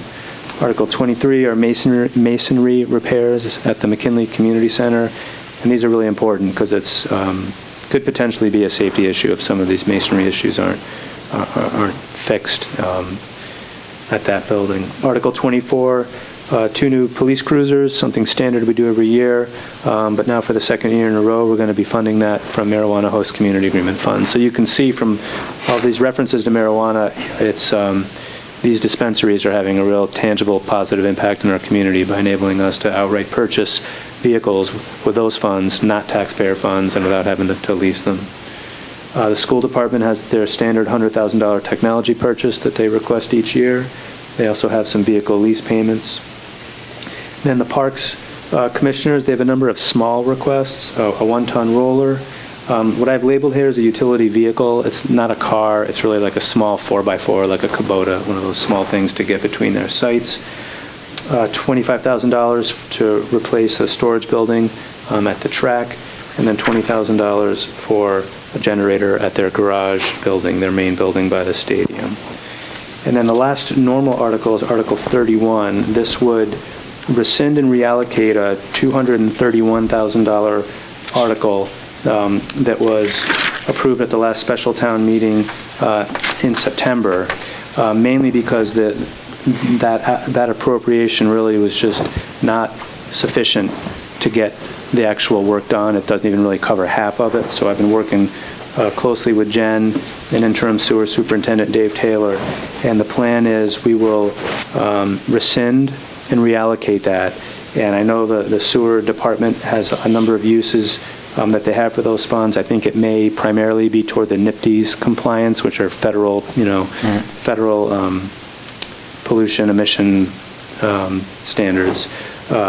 And the initial intent of what was going to be replaced, the digester boiler, we're going to fund that through the ARPA request that we presented to you previously for, I think it was around $500,000. So I know that, there have been some questions that have been raised about the sewer requests for various other articles, and I just want to highlight that while they do have needs, they, like the water department, they need to pay for their capital articles through their revenues, which is the way it's always been done prior to enterprise fund and obviously during the enterprise fund. Their undesignated fund balance is just a little over $500,000. It was a lot higher a few years ago. They've needed to dip into that every year just to balance their budget. And, you know, the prior town accountant, our current assistant town accountant, our accounting consultant have all urged me not to touch that undesignated fund balance because they need it both to balance the current year as well as any other unforeseen expenses or revenue shortfalls that they may face. So again, between rescinding and reallocating that $230,000 plus the $500,000 we've committed from ARPA, that's, you know, nearly $750,000 that they will have for projects. But for the other items that they're going to need to do, they're going to have to, you know, look to their revenues, you know, given their enterprises. So we addressed this several months ago with the sewer commissioners, right? The process is to, you know, how money is funded, how their projects are funded, and that they're an enterprise fund and they can only take from their receipts. So why is it that I'm hearing that sewer commissioners are sitting in front of Finance Committee and Capital Planning and asking them to, you know, fund items on the warrant for them? Yeah, I don't have a good answer for that. I think... Well, the answer is, even after being told, they still don't understand. Right. So that's They certainly... don't have an understanding, even though they've been told multiple times. So part of, yes, so I agree with that. And I think there might be a misconception that there's just some other big pot of money, you know, that, right, so we know that's not the case. I think they also may, I'm reading between the lines, but they may be looking to get authorization to use that undesignated fund balance. But the thing that we have to be careful of is if that goes away, then it hits us right off the top on the tax recap, and it negatively, I mean, the town has to pay its obligations. They're part of the town, even though they're overseen by an independently elected board, and in one way or another, it's going to have to happen. So and an operation like that runs as a business, just like any other business or any home, you got to have a little bit of a savings for when things go south. And like I said before, they've had to dip into that every year in recent years to balance their budget. So I don't have any other explanation, but I wanted just to say that out loud so you're aware of it and kind of what the plan is. The interim sewer superintendent is on board and fully agrees with everything we're saying, and he wouldn't recommend doing anything else either because the revenues just aren't there. So it's Commissioner going rogue. Right. And then the last article, I think, is noteworthy, and so I'm going to read it. The last article is a petition article. The way petition articles work is they fill out a form, they get signatures. Those signatures have to get certified by the town clerk's office. That has been done, so it's a valid submitted petition. So as a result, it will get printed in the warrant exactly as submitted. We don't correct it or make any changes. That's just the way it works in every town. It's state law as it's, right? So I'll just read it. It's Article 32, and it says, will the town vote to amend Part 1 of the town's general bylaw, Chapter 104-1, composition of boards, committees, by inserting a proposed new general bylaw, item M, as follows, or act on anything relative thereto. All meetings of town boards, commissions, and committees shall be broadcast live and/or recorded for future broadcast over the local cable television network and shall be available for online viewing. Said recordings may include, but not be limited to, WRPS video recording or online teleconferencing applications such as Zoom. Recordings of the meetings shall be available online and at no charge for viewing and do not supplant written minutes. I know Dave Cable-Murphy, when he was here earlier, did touch on it. You may have even asked him about it, Mike. The biggest issue is staffing, or I should say lack of staffing. There aren't enough staff to record. I think there's 24 or 25 different committees in town. So staffing is a problem. As Dave explained, there's also just logistical problems if there's multiple meetings happening at the same time. So I'm not quite sure what the plan is for the petitioner to be able to actually accomplish this, other than just saying it's a requirement. Yep. One thing Dave and I have talked about, which he mentioned tonight, is the use of volunteers. I think WRPS may be able to purchase enough equipment, assuming there's no conflicts, with concurrent meetings. But again, without the staff, they would need volunteers to do the recording. For the public's benefit, they're funded exclusively from cable TV license fees, Comcast and Verizon. And federal law caps how much we're able to get in fees from from those entities, and we're at the max. We're at 5% of their gross revenues. That's the max. And if anything, it's actually going down because people are cutting the cord and going to, internet-based television. So that's the petition article. I'm sure there'll be more discussion on that, but I just thought I'd give it a few extra minutes. So I think when we do meet with the residents prior to town meeting, that's something that we put out there, that they're looking for volunteers to have these meetings. But I think also, before we get to next calendar year, we take a look at the meeting schedules. I think Dave pointed that out, that there's several committees that meet on the same night and at the exact same time. So maybe if we try to, get to those chairmen and see if we can move those meetings just to make it more feasible for WRPS to record. Yeah. And it certainly, and Dave understands this, what makes it tricky is, take, for example, the Zoning Board of Appeals. If somebody files for a comprehensive permit or a certain kind of special permit, that there's a state statutory deadline, the clock starts ticking, they got to find a way to schedule a meeting within a tight time frame, and it wasn't something they could plan 6 months earlier when they were doing their meeting schedule. So, and we know that. So that is my draft of the warrant. Again, there's those few items that I highlighted in yellow, mainly putting in the final budget, the revolving funds, and the 2 enterprise funds. I think without that, it's a pretty good draft. We'll send it out to John Clifford. We'll get it back and hopefully have you guys vote the final warrant on the 5th. Sounds good. All right. Next on the agenda, other old business not reasonably anticipated? I have none. Okay. Number 7, Town Administrator's Report and Correspondence. Doug. Thanks, Mike. I'll try to keep it pretty quick. Last 2 weeks, really working on the budget, and the town meeting warrant has occupied the vast majority of my time. It's been a lot of work, but we're in pretty good shape. We also held the pre-bid conference and site visit for the police station roof. I mentioned that before, that we were going out to bid. Bids will be due on the 23rd. And again, we're bidding it now, but we're giving folks till the end of the summer to get the work done, so hopefully we'll get competitive pricing and we're not going to get squeezed out because of the supply chain issues. So I know I probably sound like a broken record, but I'm still working on McCarthy Farm issues. Even though we've closed on the property, there's a lot of work that's still ongoing to be in compliance with the state grant. That includes getting access to the property so that we can do the demolition of the dilapidated structures that are there. We're working on getting an updated survey of the property with some property bounds, concrete bounds, so no one trespasses on the private property nearby. We're working on getting the conservation restriction approved by the state. And then it looks like we're going to have to file with our local conservation commission for both the demo of the structures as well as the small parking area we're going to create. So I need to work with an engineering consultant, file for the either NOI or RDA, whichever one it'll be, and get that done. So these are just some of the highlights of the tasks we have to get completed and approved before we actually get that physical $400,000 check. So I'm on it, and we are on track. And then lastly, we still do have COVID-19 tests available at Town Hall, Senior Center, Community Center, and Library for Rockland residents for free at no cost. And that's all I have. Thank you, Doug. Selectmen's comments. Comments and opinions expressed by individual members do not necessarily reflect the views of the Board of Selectmen and are the opinions and comments of only the individual member. Mr. Penny. Just wishing the best for the girls' basketball team. They actually won tonight. Did they? They won 48-22. Yeah. Awesome. Chris Benica just messaged us from Awesome. RPS. Yeah. He's paying attention to So our meeting. congratulations, and hopefully they can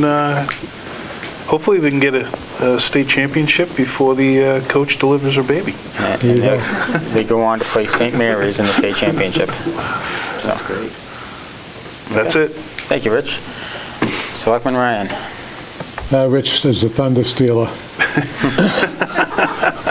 So he actually beat me to the punch there. I had my This is the first time in 3.5 years. I had my agent in the back room giving me the scores as they were going along. But congratulations to the Rockland High School women's varsity basketball team for the. Now they're in the finals. Up in Saugus Arena, I believe. Yeah, against St. Mary's. Yeah. Up in Lowell. We used to fish right outside the door there. Here we go. In the river. What was the quote? I don't know. Keep going. Don't stop. It was a steam on a frozen pond or something like that? Okay. Yeah. That Larry? Move along. All right, Kara, how are you? Ms. Nyman? So for the past 30 years, my family has been giving away scholarships to graduating high school seniors in the towns of Hanover, Norwell, and Rockland. in memory of my late grandfather. After my father passed away, my mother continued the tradition, so it's now named after my father. And this will be our 30th and final St. Patrick's Day party this Thursday. So just want to extend the invite. We do have a few recipients from Rockland getting the scholarship, so I'm proud of that. We have a few others from Hanover, and I think one from Norwell as well. So if you're around and want to have a nice corned beef dinner, Irish music, and a good time, we welcome you to the Rockland Golf Course Thursday at 5:30 to celebrate our 30th and final St. Patrick's Day party. Thank you, Kara. And you'll be step dancing as always? Not this year. Not this year. Honestly, I don't have many comments. We've seen it over the last couple of weeks kind of perk up again. Residents, we just got to get the message out to the residents that we're here to help them. So if they have any questions or concerns, Doug and Jen do an exceptional job of responding to residents' concerns. Every one of us that gets an email from a resident, we read the email and we either pass it along to our administrative staff and have them get back to the residents. But we are here, we do hear you, and we just encourage people to come talk to us personally. I'll meet anybody at any time that they need to talk, and I think same with the rest of the selectmen and definitely the town staff. But I think we see so often these days that people just go right to Facebook to complain, but we're here if you want to come talk to us, so just feel free to reach out. Our emails are all online. Doug's been in the office every day for the last, 3, almost 4 years, and maybe a handful of people have actually come up and voiced their concerns to you. So if we can get people involved to the level that they have been lately, on issues that affect them, come on up and we can address it before things get too far down the road. So with that, I'll entertain. I got a motion to adjourn. Second.